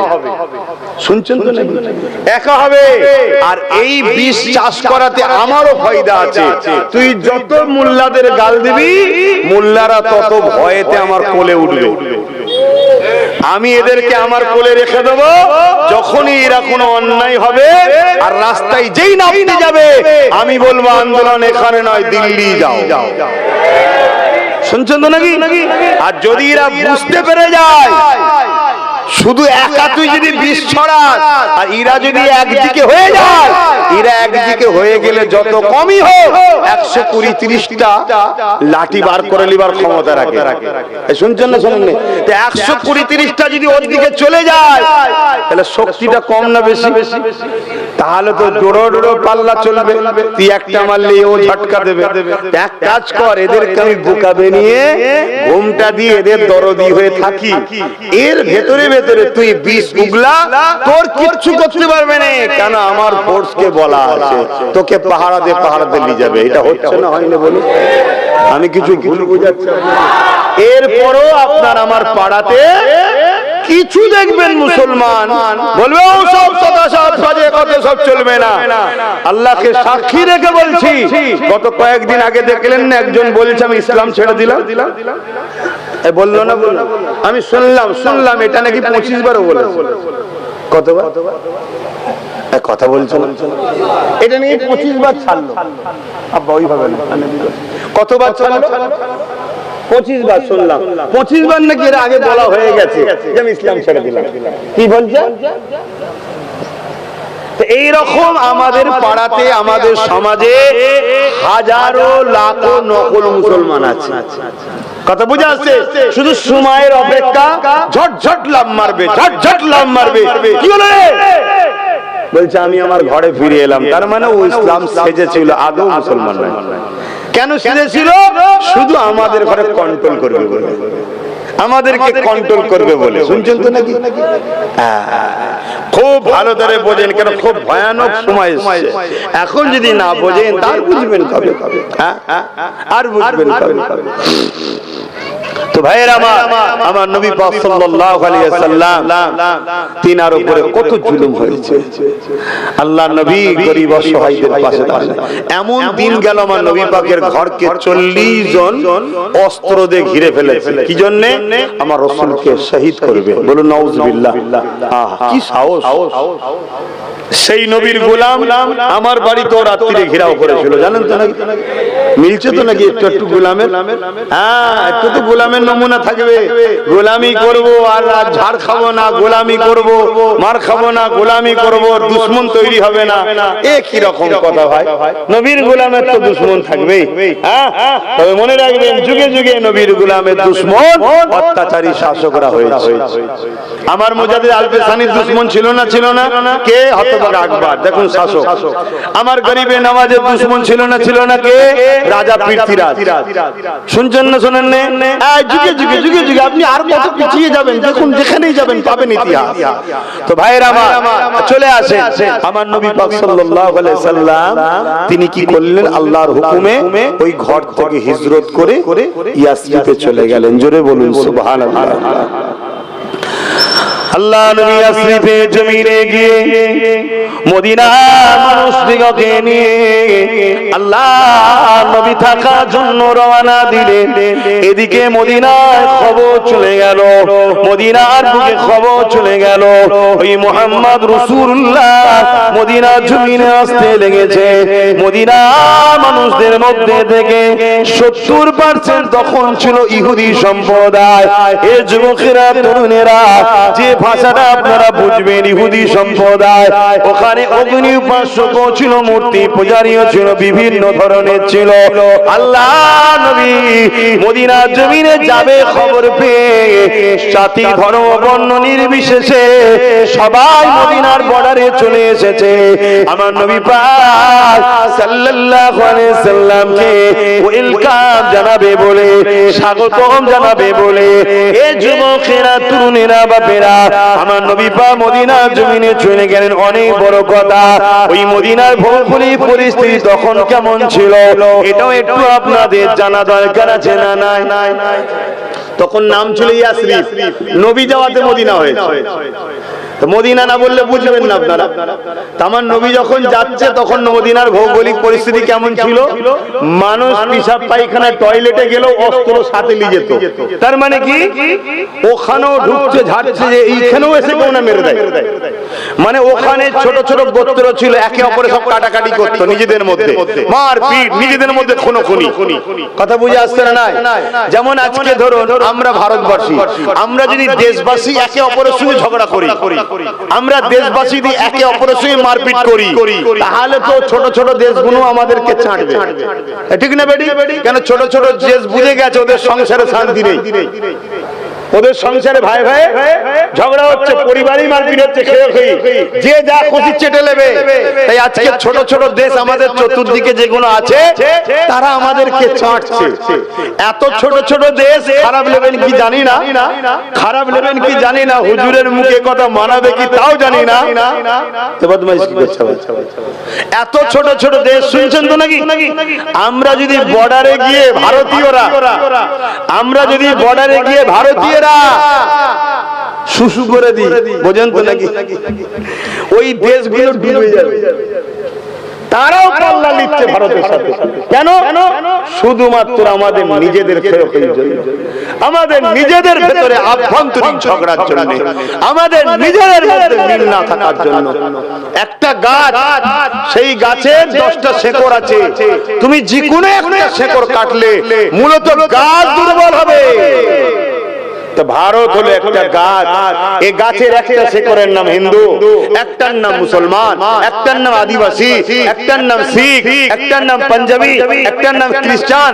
এরকম দলিত বিভিন্ন সব শেকড়, যেটাকেই কাটো মূলত দুর্বল কে হবে? দেশ হবে, মানে গাছ, দেশ। আজকে আমার দেশকে দুর্বল করা হচ্ছে না, হয় না? এখন আপনাদের মাথায় ঢুকছে না তো হুজুর এই ওয়াজ করছেন কেন? কি গো ঢুকছে নাকি? আমাকে খারাপ লিখছেন? আরে দেশকে ভালোবাসা এটাও ইসলাম না? ইসলাম নয়? তাহলে ইসলামের আরো যেমন বিষয়ে এসেছে, অন্য বিষয়ে অন্যবারে করেছি না করিনি? বলুন, আরো বিষয়ে আলোচনা করেছি না করিনি? তা আজকে দেশের উপরও অত্যাচার হচ্ছে, দেশটাও ধ্বংসের দিকে, দেশের জিডিপি বেড়ে গেছে, দেশের মানুষের ক্ষুধার্ত সংখ্যা বাড়ছে, হাহাকার বাড়ছে, গরিব বাড়ছে, বিদেশিগুলো আমার দেশের উপরে হামলা করছে, বাইরে থেকে ঢুকে আমার দেশের নিরীহ মানুষকে গুলি করে পালাচ্ছে। দেশের ভৌগোলিক পরিস্থিতি ভালো না খারাপ? ইসলাম দেশের পক্ষে না বিপক্ষে? দেশকে ভালোবাসার পক্ষে না বিপক্ষে? দেশের সার্বভৌমত্বকে নিরাপদের শিক্ষা ইসলাম দিয়েছে না দেয়নি? আমি আমার জাতিকে, আমার কওমকে শিখানোর দরকার আছে না নাই? তাই তুমি অজ করছি। কারো অসুবিধা হচ্ছে? হ্যাঁ কি না বলো, অসুবিধা হচ্ছে? খুব ভালো করে শোনে। তাহলে আমার নবী পাক সাল্লাল্লাহু আলাইহি ওয়াসাল্লাম সে সময় যাচ্ছে, যে সময় মদিনার ছোট ছোট গোত্রগুলো এই হাতে গোনা 2, 5টা, 10টা, 20টা কিছু হয়তো ইসলাম কবুল করেছে, মক্কা থেকে এসে করে খবর পেয়েছে। শুনছেন তো নাকি? বাকি সংখ্যাগুরু কি ইহুদি, অন্যান্য আরো অনেক ধর্ম আছে। সেখানে রাসূলুল্লাহ গিয়ে দেখছে সবাই অস্ত্র নিয়ে ঘুরছে, যে যখন খুশি এক গোত্র ঝগড়া লেগে যাচ্ছে, এ ওকে মারছে, ওকে মারছে। আল্লাহ নবী তাদের প্রত্যেকটা গোত্রের মানুষকে ডাকলেন, শুনছেন? ডেকে বসালেন, বসে রাসূল পাক সাল্লাল্লাহু আলাইহি ওয়াসাল্লাম তাদেরকে বুঝালেন যে অস্ত্র তোমরা নিজের দেশবাসী নিজেদের এলাকার মানুষের জন্য তুলছো কেন? অস্ত্রের প্রয়োজন আছে, অস্ত্রকে তোমরা ভালোভাবে রাখো। বাইরের শক্তি তোমার মদিনার উপরে কেউ হামলা করলে মোকাবিলার জন্য রাখো। তোমরা নিজেরা প্রতিবেশী ঝগড়া করছো, প্রতিবেশী খুনোখুনি করছো, প্রতিবেশী একে অপরকে কাটাকাটি করছো, তাহলে তো তোমার দেশকে তো সবাই মিলে ক্ষতি করবে। আল্লাহর নবী সবাইকে নিয়ে বসে তারা বুঝিয়ে তাদেরকে বলে তাদেরকে একদিনে হয়েছে মনে হচ্ছে। এবার কিন্তু আমি বলছি 10 সেকেন্ডের মধ্যে, আমি বলতে চাইছি 10 মিনিটের মধ্যে, কিন্তু একদিনে হয়নি, অনেক মাস লেগেছে। কেউ রাসূলের কথা মানে নেই, কেউ নবীর সঙ্গে খারাপ ব্যবহার করেছে। আল্লাহর নবী আবার বুঝিয়েছে, বাবা এরকম করিসনি বাবা, তাকে বুঝিয়েছে, ভাই বলে আপন করে বুঝিয়েছে। এমন কি ইহুদি ছিল সংখ্যাগুরু, নবী কি করলেন? সবাই কাবার দিকে মুখ করে নামাজ পড়তো, বাপ দাদু পূর্বপুরুষ মক্কার মানুষ সব কাবার দিকে, ইব্রাহিম নবীও কাবার দিকে। সেই দিক থেকে মুখ ঘুরিয়ে আল্লাহ নবী বাইতুল মুকাদ্দাসের দিকে মুখ করে নামাজ পড়লেন। জোরে বলেন সুবহানাল্লাহ। যাতে করে ইহুদিরা মনে করে যে আমরাও যাকে কিবলা করেছি মুহাম্মদ রাসূল, তাকে একটা ভ্রাতৃত্ব তৈরি হয়। শুনছেন তো নাকি? আর আমরা যদি ভ্রাতৃত্ব না বুঝি, পৃথিবীতে ভ্রাতৃত্ব বুঝবে কি? তাহলে আমরা যদি আজকে খারাপ হয়ে যায়, সমাজ খারাপ হবে না? হবে না? তো এই জায়গাতে আমার রাসূল সাল্লাল্লাহু আলাইহি ওয়াসাল্লামের এই সব আদর্শ দেখে ইহুদিরাও কিন্তু আমার নবীর উপরে ফেদ হচ্ছে, মহব্বত বাড়ছে। শুনছেন তো নাকি? তখন সবাইকে নিয়ে রাসূল বসলেন, অনেক মাসের কথা বাপ, আমি সংক্ষেপে বলি। বসে নবী আমার বললেন, শোনো, আমাদের একটা রাষ্ট্রীয় পরিকাঠামো কায়েম করা দরকার। এই যে সব বর্ডার গুলো ফাঁকা পড়ে আছে, এই যে আজকে সব কাঁটাতা বিএসএফ, এর পৃথিবীকে তো আমার রাসূল শিখিয়েছে বন্ধু। ১৫০০ বছর আগে মুহাম্মদ রাসূলের আগে পৃথিবীতে একটা দেখাও না এরকম সিস্টেম ছিল কিনা। আমি চ্যালেঞ্জ দিচ্ছি, বলো। শুনছেন না? শোনেন। এই যে বর্ডার সিকিউরিটি ফোর্স তৈরি করা, বর্ডারের সীমা তৈরি করা, নিজাম তৈরি করা, কানুন তৈরি করা, এর জন্য নবী একটা সনদ তৈরি করলেন, ধর্মের উপরে কেউ বাড়াবাড়ি করবে না, যে যার যেটা আখলাক পছন্দ সে তার পরিবার বাচ্চাদের হাসি খুশিতে থাকবে, যে বাড়াবাড়ি করবে তার জন্য কি শাস্তি হবে, আমরা নিজেদের মধ্যে কোনো ঝগড়া করব না। টোটাল একটা সিস্টেম আমার নবী পাক তৈরি করলেন। ওই তৈরি করে নবী মদিনার রাষ্ট্র কায়েম করলেন। জোরে বলুন সুবহানাল্লাহ। আইন তৈরি করলেন, আইনের জন্য বিচারক যে হবে তৈরি করলেন। কথা বুঝে আসছে? মানে কাজী যাকে বলা হয়, বা এখন যেটা আমরা যে ভাষায় বলি কি বলে জজ, কথা বুঝে আসছে? এরকম সব তৈরি হলো, সব তোমার হুজুরের বানানো বন্ধু। ১৫০০ বছর আগে এসব ছিল না, ইনসাফ ছিল না, ইনসানিয়াত ছিল না, জোর যার মুল্লুক তার। শুনছেন? এই সব ছিল, এই সব ছিল। আরে বিবাহ কথাটা পর্যন্ত ছিল না। আমি চ্যালেঞ্জ করে বলছি, আসুন না, চলো বসুন ইসলামের স্কলারদের সাথে বসুন, আসুন দেখি বিবাহ কথাটা পর্যন্ত আমার রাসূল শিখিয়েছে। আগে কি ছিল? যে যাকে খুশি নিয়ে থাকতো। মাফ করবেন, অনেক মুরব্বীরাও রয়েছে, কিন্তু হাকিকতটা বোঝাবার জন্য বলছি। এবং কন্যা সন্তান হলে ওই নারী এবং কন্যা সন্তান উভয়কে হত্যা করতে, এই ছিল অসভ্য চরিত্র। আমার রাসূল এসব বন্ধ করে পৃথিবীর মানুষকে নিরাপদ দিয়েছে। আর এটাও শুনে রাখেন, মুহাম্মদ রাসূল শুধু আব্বাস সিদ্দিকীর নয়, মুহাম্মদ রাসূল শুধু মুসলমানের নয়, মুহাম্মদ রাসূল হিন্দু, খ্রিস্টান, দলিত, আদিবাসী, সাঁওতাল, বাগদি সবার রাসূল তিনি। জোরে বলুন সুবহানাল্লাহ। সবার জন্য তিনি মানব প্রেমিক হয়ে এসেছেন, রাহমাতাল লিল আলামিন হয়ে এসেছে। জোরে বলুন সুবহানাল্লাহ। কেউ যদি তাকে না মানে, গালি দেয় আর দেয়, সে তার নিজের ভালোবাসাকে নিজে আঘাত দিচ্ছে। কথা বুঝা আসছে? সেটা তার দুর্বল, তার শিক্ষার কম হতে পারে, তাকে কেউ ভুল বুঝাচ্ছে হতে পারে, কিন্তু মুহাম্মদ রাসূল সবার না হয় মক্কায় লড়াইটা শুরু করলো জালিমদের বিরুদ্ধে। কাদের জন্য? একটা কেউ আল্লাহ মানে না, তাদের জন্য রাসূল লড়াই করে। যারা নকল খোদা মানতো, লাত উজ্জা হবলকে মানতো, তাদের জন্য রাসূল লড়াই করেছে। এবারে নবীর এই আখলাক, এই আদর্শ, এই চরিত্র দেখে সবাই দলে দলে বলেছে মুহাম্মদ সাল্লাল্লাহু আলাইহি ওয়াসাল্লাম আপনি হলেন আমাদের লিডার, আপনি নেতা, আপনাকে আমরা মেনে নিলাম। জোরে বলুন সুবহানাল্লাহ। এমন কি মদিনার 70% ইহুদি, যে ইহুদিরা আজকে প্যালেস্টাইনের উপর আঘাত করছে নিরীহ মুসলমান, তারা 70% তারা সবাই বলল মুহাম্মদ সাল্লাল্লাহু আলাইহি ওয়াসাল্লাম আপনার পলিসি, আপনার আখলাক, আপনার ব্যবহার আমরা দেখছি, উন্মুগ্ধ হয়েছি, আপনার প্রেমে পড়েছি, আপনি মতো মানুষ হতে পারে না, তাই আমরা আপনাকে নেতা লিডার হিসাবে মদিনার রাষ্ট্রপ্রধানও বানিয়ে দিলাম। জোরে বলুন সুবহানাল্লাহ। আমরা আপনাকে মেনে নিলাম। আমার রাসূলকে তারা অ্যাকসেপ্ট করলেন, আমার নবী পলিসি শিখাচ্ছেন। শুনছেন তো নাকি? এদিকে খবর চলে গেল আবু জেহেলের কাছে। শুনছেন? তারা এই শান্তি নিরাপত্তা শহর মদিনা হয়েছে, মদিনা তারা সেই সময় পৃথিবীর বুকে মদিনা সবথেকে গরীব ছিল, বিমারের জায়গা। ইয়াসরিব মানে কি? বিমারের জায়গা, মৃত্যুর জায়গা, পিছিয়ে পড়া দেহাতি যাকে আমরা বলি, একদম আনকালচার, আলো নেই, শিক্ষা নেই, কোনো বিকাশ নেই, খুন খারাপি মারপিট মিলে থাকতো। সেই মদিনা বিকাশ হচ্ছে, কারবার হচ্ছে, নবী শিখাচ্ছে, বিজনেস শিখাচ্ছে, কারবারের শিখাচ্ছে, বিদেশির সঙ্গে রপ্তা কিভাবে করতে হবে।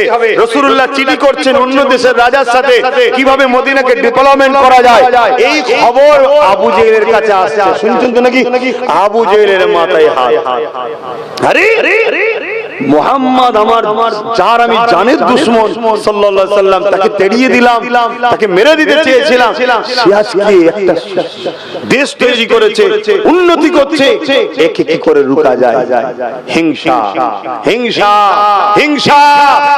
আজকে মুসলমানদের চাকরি নেই, মুসলমানদের পদ নেই, পজিশন নেই, লিডার নেই, এমএলএ নেই, এমপি নেই, মন্ত্রী নেই, সিএম নেই, পিএম নেই, ডিএম নেই, সব আমরা।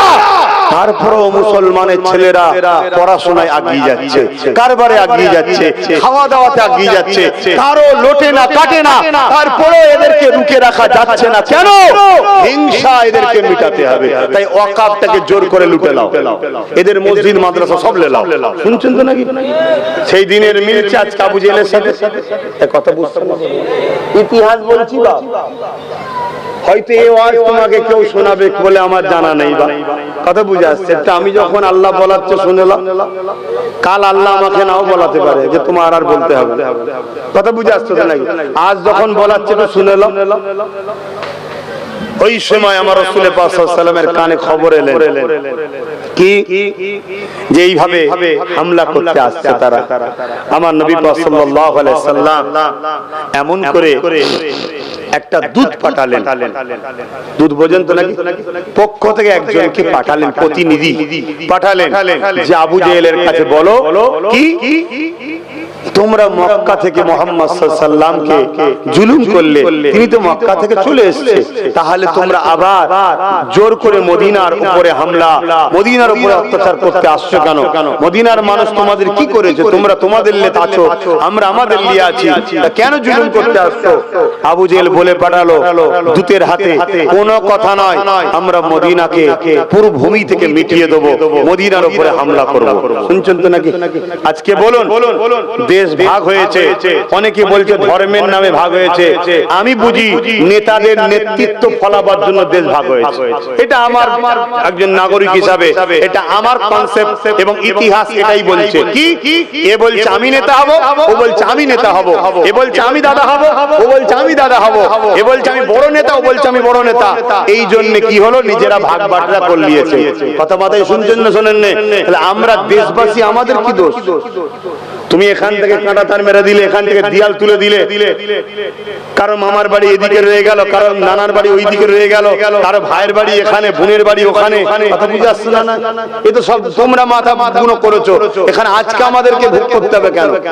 এই যে বাংলাদেশের সাথে ভারতবর্ষে কিভাবে ভাগ হয়েছে বলুন না?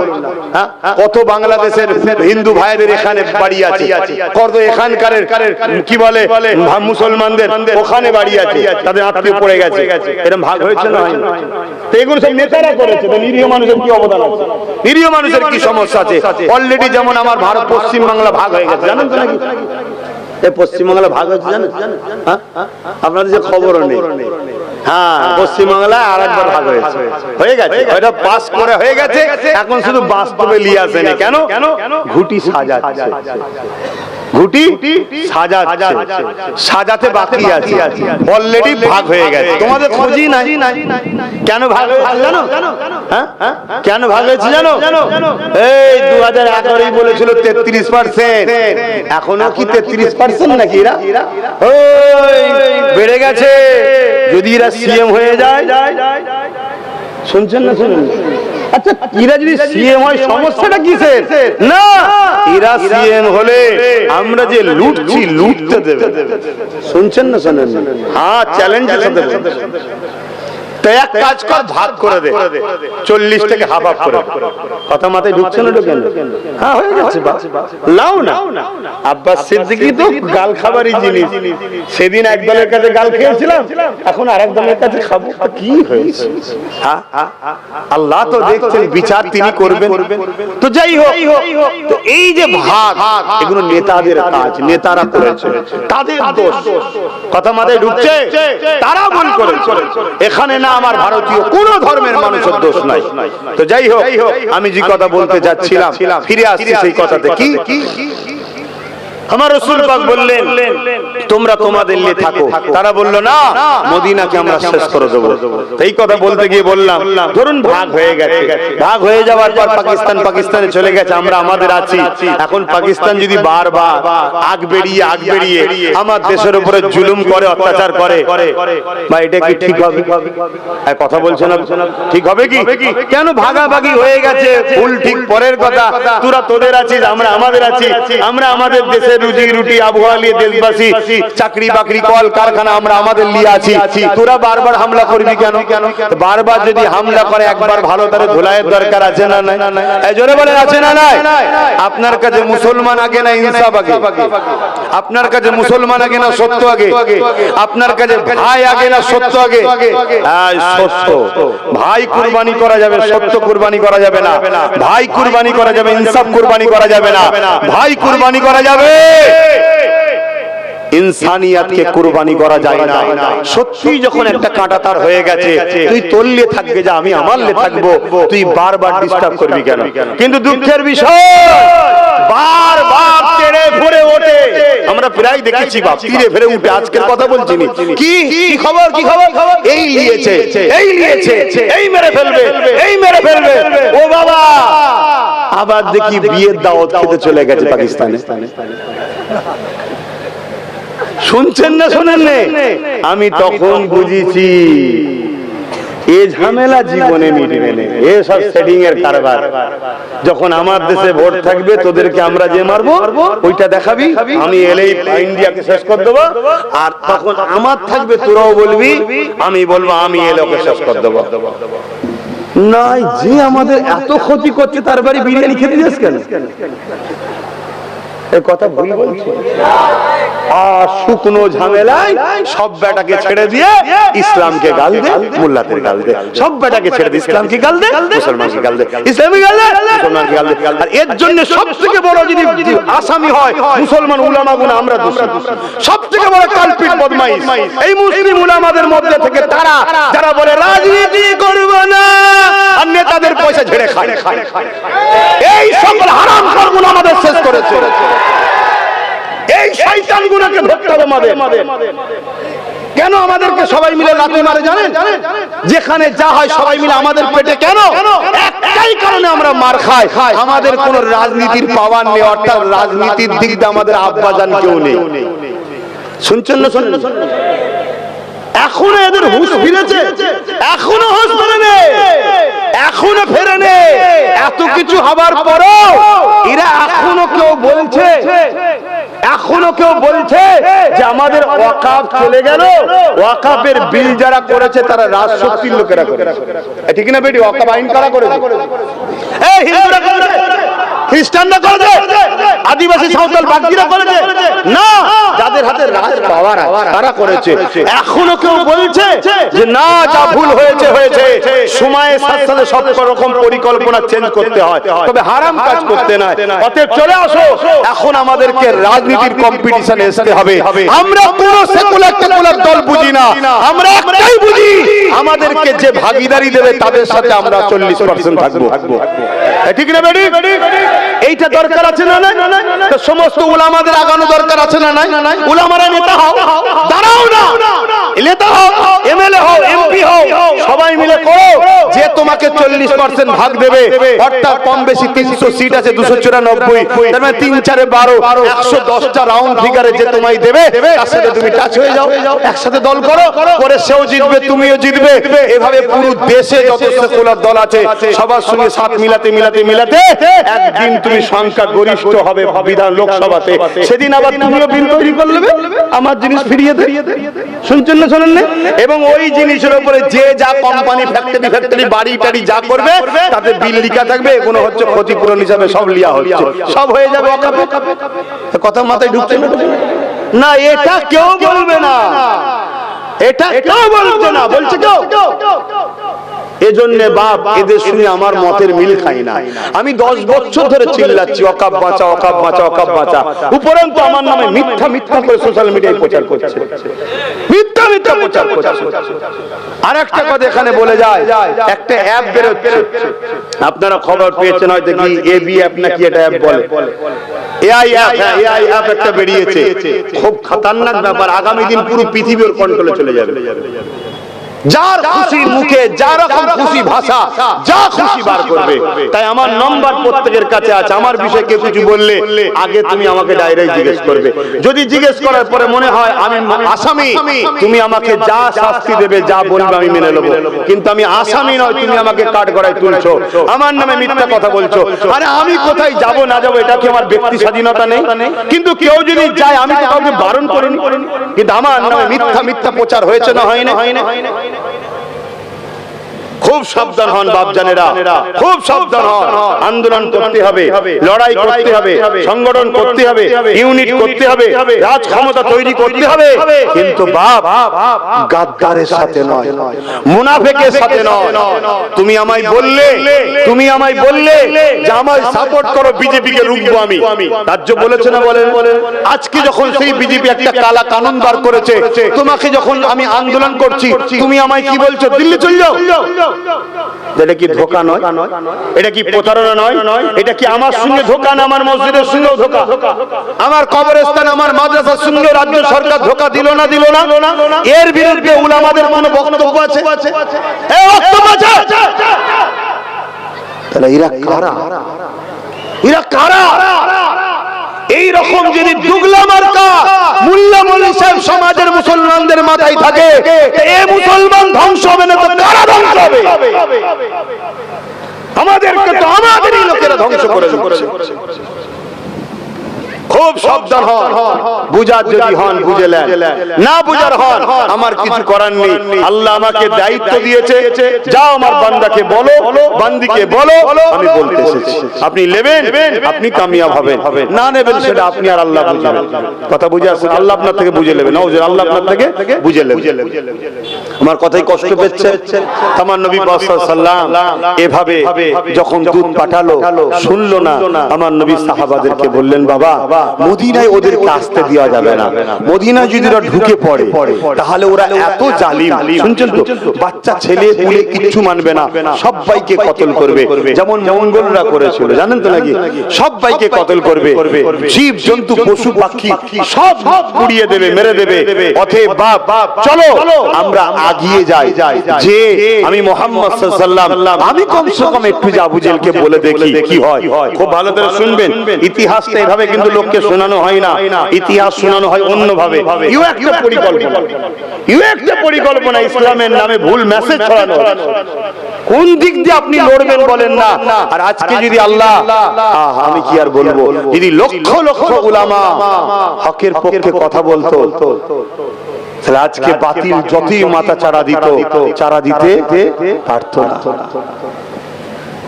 তো যাক, অনেকের কিন্তু ভুল ভাঙছে, আল্লাহ করে অনেকে দেখছি বাইট দিচ্ছে, অনেকে বলছে হ্যাঁ একটাই কথা, ঠিকই বলেছে, ঠিকই বলেছে, ঠিকই করেছে, আলহামদুলিল্লাহ বলেন।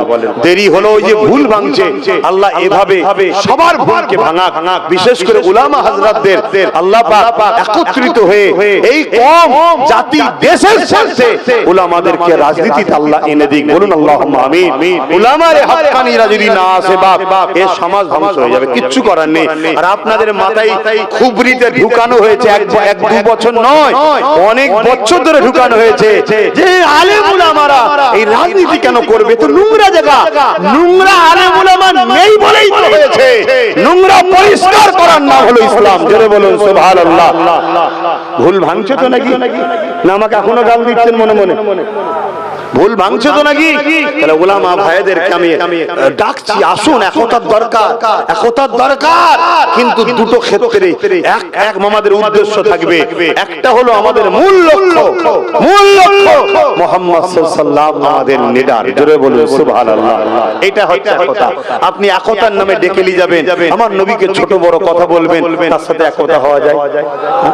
আমার নবীকে যারা ছোট বড় কথা বলে, মরে গেছে বলে, সাফাত করতে পারবে না বলে, আমাদের মতো মানুষ বলে, আমি সেই সকল দলের আলেম ওলামাদের বলবো আপনারা প্রেস কনফারেন্স করুন, বাইট দিন, যা বলেছি আমরা সব ভুল বলেছি, ও সব ভুলে গেলাম, ও সব বাদ দাও, সব তওবা করে নিলাম, এখন এক হওয়া দরকার।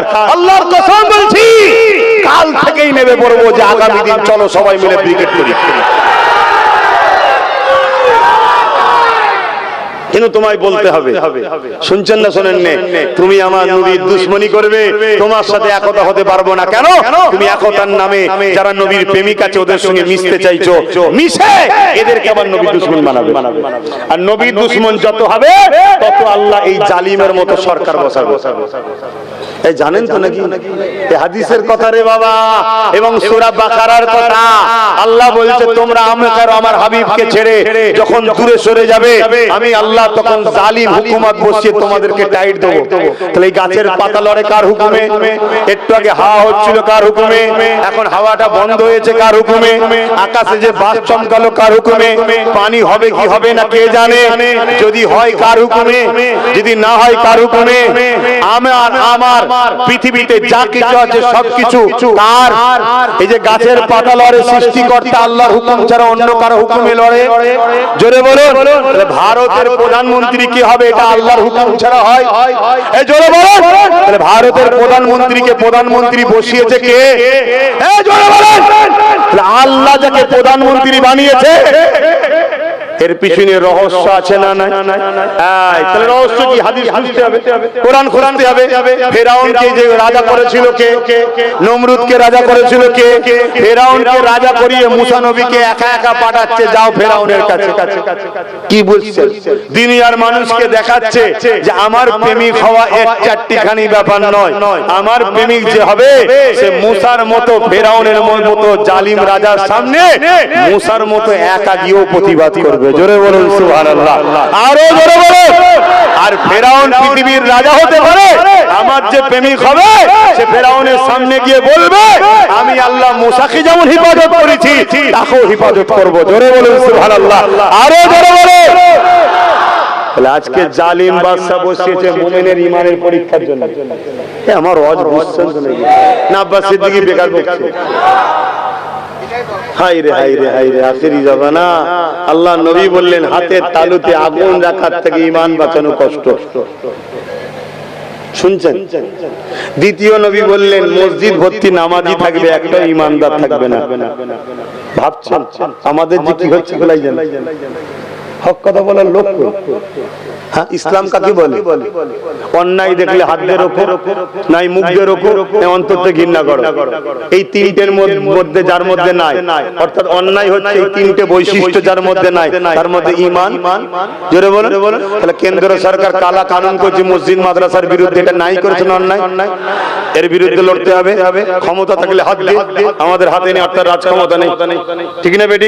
হাত দিয়ে বলতে রাজ ক্ষমতা, আমাদের হাত ক্ষমতা আছে নাকি? আমরা পুলিশকে পারবো কিছু? করতে নেই। তাহলে দ্বিতীয় নম্বর মুখ দিয়ে আল্লাহ ক্ষমতা দিয়েছে না দেয়নি? তোমরা নাই আম মানুষ, যারা বললে ওয়ালা তারা বলতে পারে না, তাহলে বলতে হবে। যদি মুখ দিয়েও না পারে, শেষ নম্বর কি? ঘৃণা করা। যদি এই তিনটের মধ্যে কোনোটা না থাকে, যারা বলেন তার মধ্যে ঈমান নেই। আর এই অন্যায়ের বিরুদ্ধে পশ্চিম বাংলায় নামবে, আর রাজ্য সরকার বলবে দিল্লি চলে যায়, এটা বলা ঠিক করেছে না অন্যায় করেছে? যারা বলেন, যারা বলেন এই অন্যায়েরও তাহলে হাত দিয়ে রুখতে হবে না? কিন্তু আমাদের হাতে রাজ ক্ষমতা নেই, তাহলে হাত পাচ্ছি না। দ্বিতীয় নম্বর কি? মুখ দিয়ে। যদি মুখ দিয়েও না পারো, তাহলে তিন নম্বর অন্তর থেকে। যদি এই কথার বিরুদ্ধে এই তিনটে না থাকে, তার মধ্যে ঈমান। যারা বলুন, তাই তো নবী বলেন আখিরি জমানায় মসজিদ ভর্তি লোক থাকবে, ঈমানদার থাকবে না। কেন? অন্যায়ের সঙ্গে গলায় গলায় মিলবে। বলুন না, আমার আজকে কেউ কেটে দিন না, রেকর্ড হচ্ছে, কালকে দেখবেন সোশ্যাল মিডিয়ায় সব বেরিয়েছে। শুনছেন না? শুনেন, কেটে দিন। আমি যদি ভুল হই ফতোয়া দিই, শুনছেন তো? নাই। কিন্তু এর ফতোয়া কেমন হবে? এর ফতোয়া হবে সবই ঠিক আছে, সবই ঠিক আছে, কিন্তু মন্দের তো ভালো। শয়তানের দেখেছেন মারফল কেমন? মন্দের তো ভালো, ওর থেকে এ তো কমসে কম ভালো। তর্কের খাতিরে নাই, ধরেই নিলাম, কিন্তু আমি বলছি ওর থেকে ভালো নয়। যদি বলেন কেন? ইসলাম বলছে প্রকাশ্য দুশ্মনের থেকেও বন্ধু সুরাতে মুনাফিক দুশ্মন ভয়ঙ্কর বেশি। ও তো আমাদের দুশ্মন সবাই জানে, কেউ জানতে বাকি আছে? একটা কেউ বলতে পারবেন যে কেন্দ্র সরকার আমাদের বন্ধু? সবাই জানে দুশ্মন, ঠিক না বেটি? কিন্তু এ আমাদের বন্ধু সেজে আছে না? কিন্তু এ বন্ধু কথা বাতাই ঢুকছে। আমি যা বলবো ইসলামের ভাষায় বলবো। কেন? আমি নওশাদ সিদ্দিকী না, সে নেতা, তাকে সংবিধান অনুযায়ী বিভিন্ন দিক দিয়ে বুঝাতে পারে। আমাকে এনে তো ধর্মীয় জলসায়, আমি পীর সাহেব, আমি আমার হুজুরের মতো কথা বলবো, ঠিক না বেটি? আমার ধর্ম বলছে কি? প্রকাশ্য দুশ্মনের থেকে মুনাফিক বন্ধু ডেঞ্জারাস বেশি। হযরত সালাউদ্দিন আইবি 12,000 সৈন্য নিয়ে 4 লক্ষ প্রকাশ্য দুশমনের মোকাবেলায় লড়েছিল, 12,000 জিতেছে, 4 লক্ষ হেরেছে। জোরে বলুন সুবহানাল্লাহ। সালাউদ্দিন আইবি মন খারাপ করে ঘরে বসে আছে। সবাই বলছে হুজুর আপনার মন খারাপ কেন? এত বড় বিজয় পেলাম, আনন্দ করা দরকার। সালাউদ্দিন আইবি বলল, রে 4 লাখ কেন, 40 লক্ষ যদি প্রকাশ্য দুশমন থাকে, তারও মোকাবেলা করে কৌশল অবলম্বন করে বুদ্ধি খাটিয়ে প্ল্যান তৈরি করে জিতা সম্ভব। জোরে বলুন সুবহানাল্লাহ। কিন্তু দেখবে ভাই, সাইড দেবে। কিন্তু শুনছেন তো নাকি?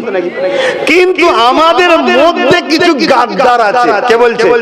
সালাউদ্দিন আইবি আজ থেকে 700-800 বছর আগের কথা বলছে। আমাদের মধ্যে কিছু গাদ্দার আছে। এই গাদ্দার গুলোকে যদি আমি ঠিকানা না লাগাতে পারি, তাহলে কম খুব শীঘ্রই ধ্বংস হবে।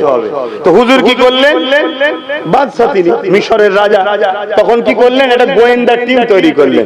গোয়েন্দা টিম, শোনো যুবকরা মন দিয়ে, আমাকে অনেকে ক্রিটিসাইজ করে, আব্বাস সিদ্দিকী জলসাই সব দাড়ি চাচা, প্যান্ট শার্ট পরা, গুটকা খাওয়া, বলে না? আমিও জানি। যাক আলহামদুলিল্লাহ, খারাপ গুণ কি তো ভালো করতে হবে রে বাবা। এক। দ্বিতীয় নম্বর, এরা পান খেতে পারে, গুটকা খেতে পারে, প্যান্ট শার্ট পরতে পারে, দাড়ি চাচতে পারে, এরা ধর্মের গাদ্দার নয়। কিনা কথা শুনছেন না? শোনেন না? গাদ্দারের সাথে থাকা যাবে না, গাদ্দারের সাথে থাকা যাবে না।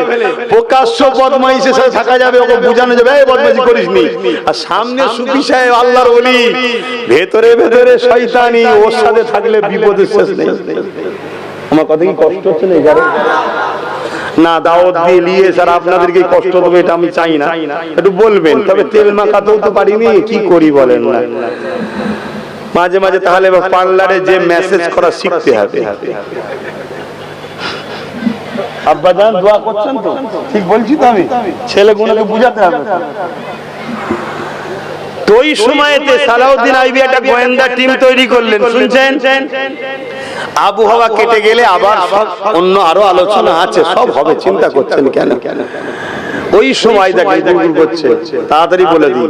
সালাউদ্দিন আইবি হুজুর এই গোয়েন্দা টিম তৈরি করে ওই আইবি সিবিআই গোয়েন্দা গুলো থেকে পাঠালো কোথায়? মসজিদে, মাদ্রাসায়, খানকায়, মক্তবে, আলেমের কাছে, মুফতির কাছে, বক্তার কাছে। শুনছেন নাকি? কেন ভাই, কেন ভাবতে হবে না? এভাবে ওই গোয়েন্দা 3000 মুনাফিক ধরেছে, যাদের মধ্যে কেউ ইহুদি ছিল, কেউ খ্রিস্টান ছিল, কেউ নাস্তিক ছিল। বিভিন্ন ভাবে তারা ইসলামের লেবাসে, কেউ ইমামতি করেছে, কেউ বড় মুফতি হয়েছে, কেউ বড় পাগড়ি পরে ফেলে হুজুরও হয়েছে, এরকম সব সেজে বেড়াচ্ছিল। শুনছেন তো নাকি? এদের মধ্যে থেকে 3000 কে ধরেছে, ধরে সালাউদ্দিন আইবি কতল করেছে। শুনছেন? হুজুর অসুস্থ, আল্লাহর হুকুম চলে যাবে, হুজুর কাঁদছেন আর বলছেন, আল্লাহ আপনি যদি আমাকে কিছু সময় দিতেন, আপনার বান্দাগুলোকে মুনাফিক মুক্ত করে যেতাম। শুনছেন? গায়েবী আওয়াজ আসছে। ওলিদের উপরে কি হয়? ইলহাম। ও নবীদের উপরে ওহী, গায়েবী আওয়াজ আসছে। সালাউদ্দিন, আমার মুমিনদের পরীক্ষা করব কাদের নিয়ে? কি বুঝলেন? তাহলে আবু জেহেলকে কে বানিয়েছে? আর আবু জেহেল আমার নবীর সাথে খারাপ ব্যবহার করেছে না করেনি? আপনি বলতে পারবেন নবীকে আল্লাহ ভালোবাসেন? এটা কেউ বলতে পারবে? আমাকে নাই ভালোবাসেন বলতে পারে সবাই, আপনাকেও নাই ভালোবাসেন। আমার নবীকে কি আল্লাহ ভালোবাসেন? সেই নবীকে আবু জেহেল মারছে, গায়ে হাত তুলেছে, কষ্ট দিয়েছে, খেতে দেয় না, কত আঘাত দিয়েছে, দিয়েছে না দেয় না? আচ্ছা, আল্লাহ তো আবু জেহেলকে মেরে দিতে পারতো, যে আমার নবী আসছে তুই থাকিস নি, চলাই। কি বুঝছেন? আমার নবী হলো আমাদের জন্য মডেল। তা জালিমের সামনে মুমিন কিভাবে থাকবে নবী সেটা দেখাচ্ছে। জালিম জুলুম করবে আর নবী তাটা ডিফেন্স করে কিভাবে জীবন যাপন করছে ওটা আমাদেরকে আল্লাহর নবী শিখাচ্ছে।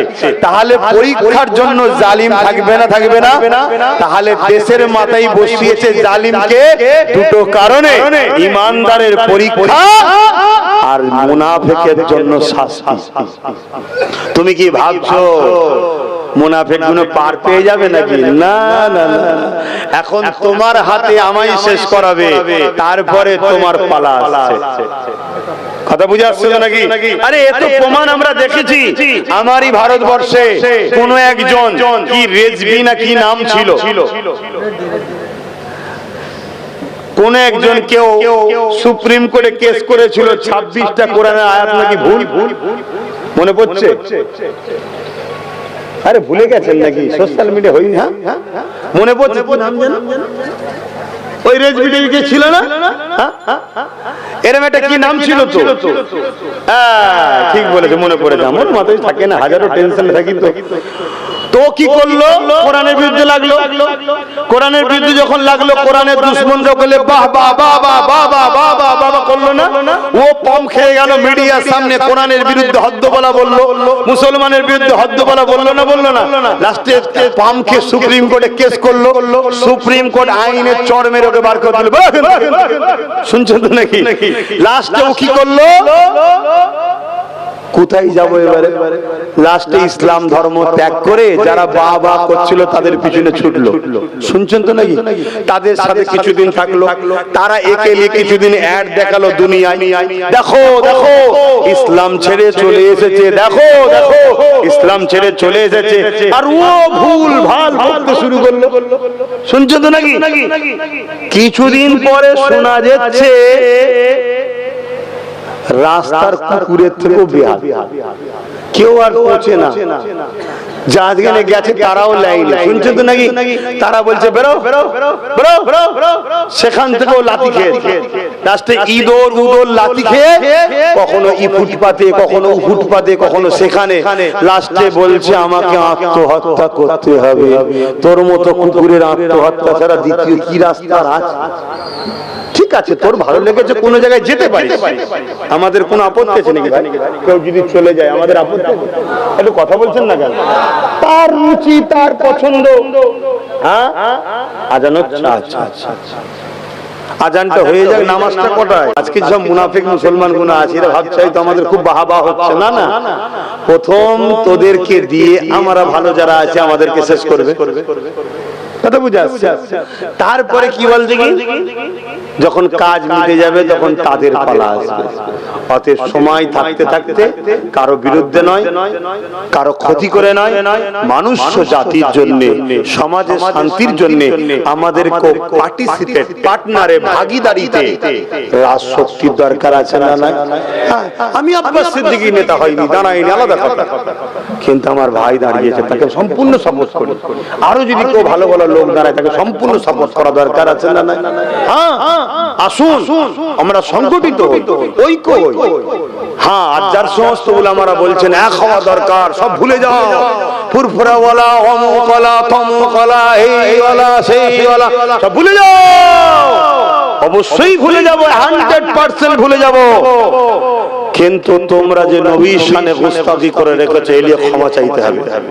নবীকে মরা বলে রেখেছে, শাফাত করতে পারবে না বলেছে, আমাদের মতো মানুষ বলেছে, নবীকে নিরক্ষর বলেছে, নবীর ভাষা জ্ঞান নেই বলেছে, নবীর অক্ষর জ্ঞান জানতো না বলেছে, নবী পাক সাল্লাল্লাহু আলাইহি সাল্লাম তিনি শাফাত করতে পারবে না বলেছে, ওলি আল্লাহর শানে গুস্তাখি করেছে। এ করেছে না করেনি?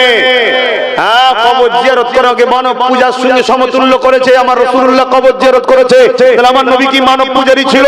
এত বড় বড় কথা বলেছে, আজকে তুমি বলছো এক হবে, এক হবে, এক হবে। শুনে রেখে দাও, তুমি একের নামে আমাদের মতো নবী প্রেমিক গুণকে এক জায়গায় করে আল্লাহর নজরে আমাদেরকেও খারাপ বানাতে চাইছে। যদি বলো না এক হওয়া দরকার, 100% আমিও রাজি, বাইট দাও, বাইট দাও দিয়ে বলো রাসূলুল্লাহর বিরুদ্ধে আমরা যা বলেছি সব মিথ্যা, ভুল।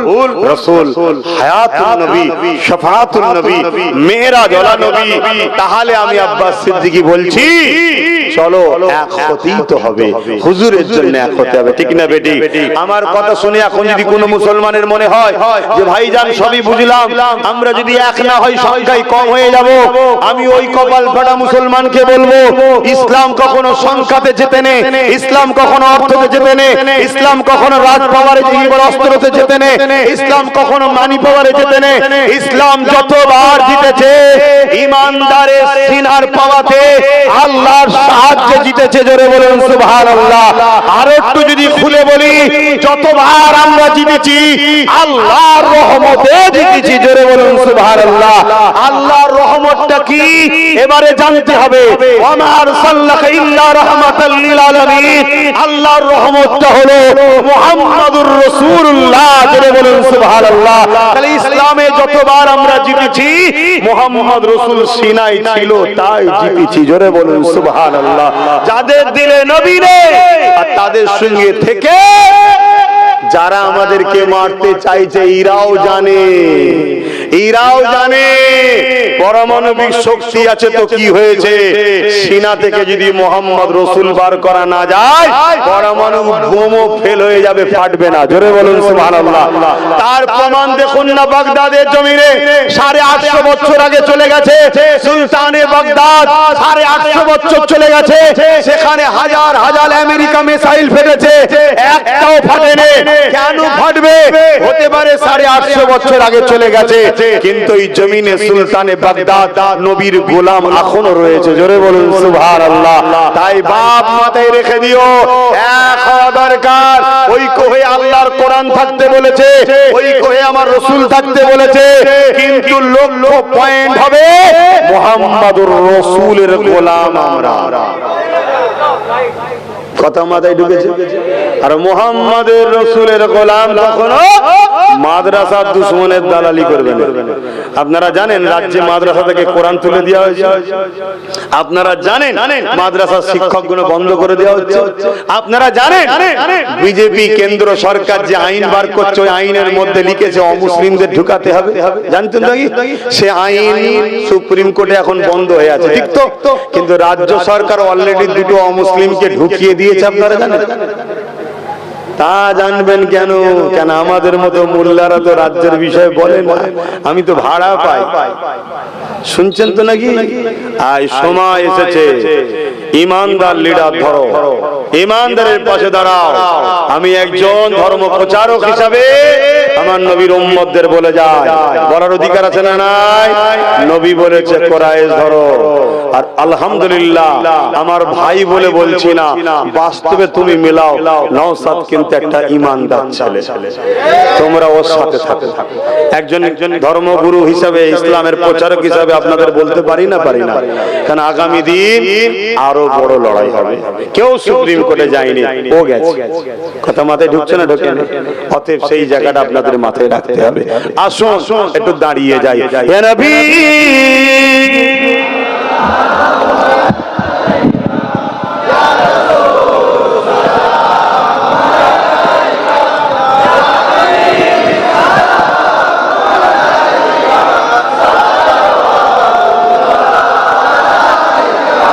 বাপজান আমার, আমরা উলামারা, আহলে সুন্নাত ওয়াল জামাতের আকীদার মানুষরা, আলেম উলামাদের মধ্যে থেকে কাদের সঙ্গে থাকবেন? একটাই কথা মনে রাখবেন, যারা আপনাদের ঘরে নবীর সঙ্গে জুড়তে চাইবে সেই পীর পীরজাদা আলেম উলামা ইমামের সাথে থাকবেন। কথা মাথায় থাকবে। যারা নবীর সঙ্গে জুড়তে চাইবে না তাদের সঙ্গে থাকবেন না। আসুন। ইয়া নবী সালাম, ইয়া রাসূল সালাম, ইয়া হাবিব সালাম, সালাওয়াতুল্লাহ পড়িল আল্লাহ আরবানি, পোহালো দুঃখে রজনী, হইল জগৎ অনুরানী, আমিনার নয়নের মনি। ইয়া নবী সালাম, ইয়া রাসূল সালাম, ইয়া হাবিব সালাম, সালাওয়াতুল্লাহ। সকলে গায়ে গায়ে বসেন, টক করে বসেন।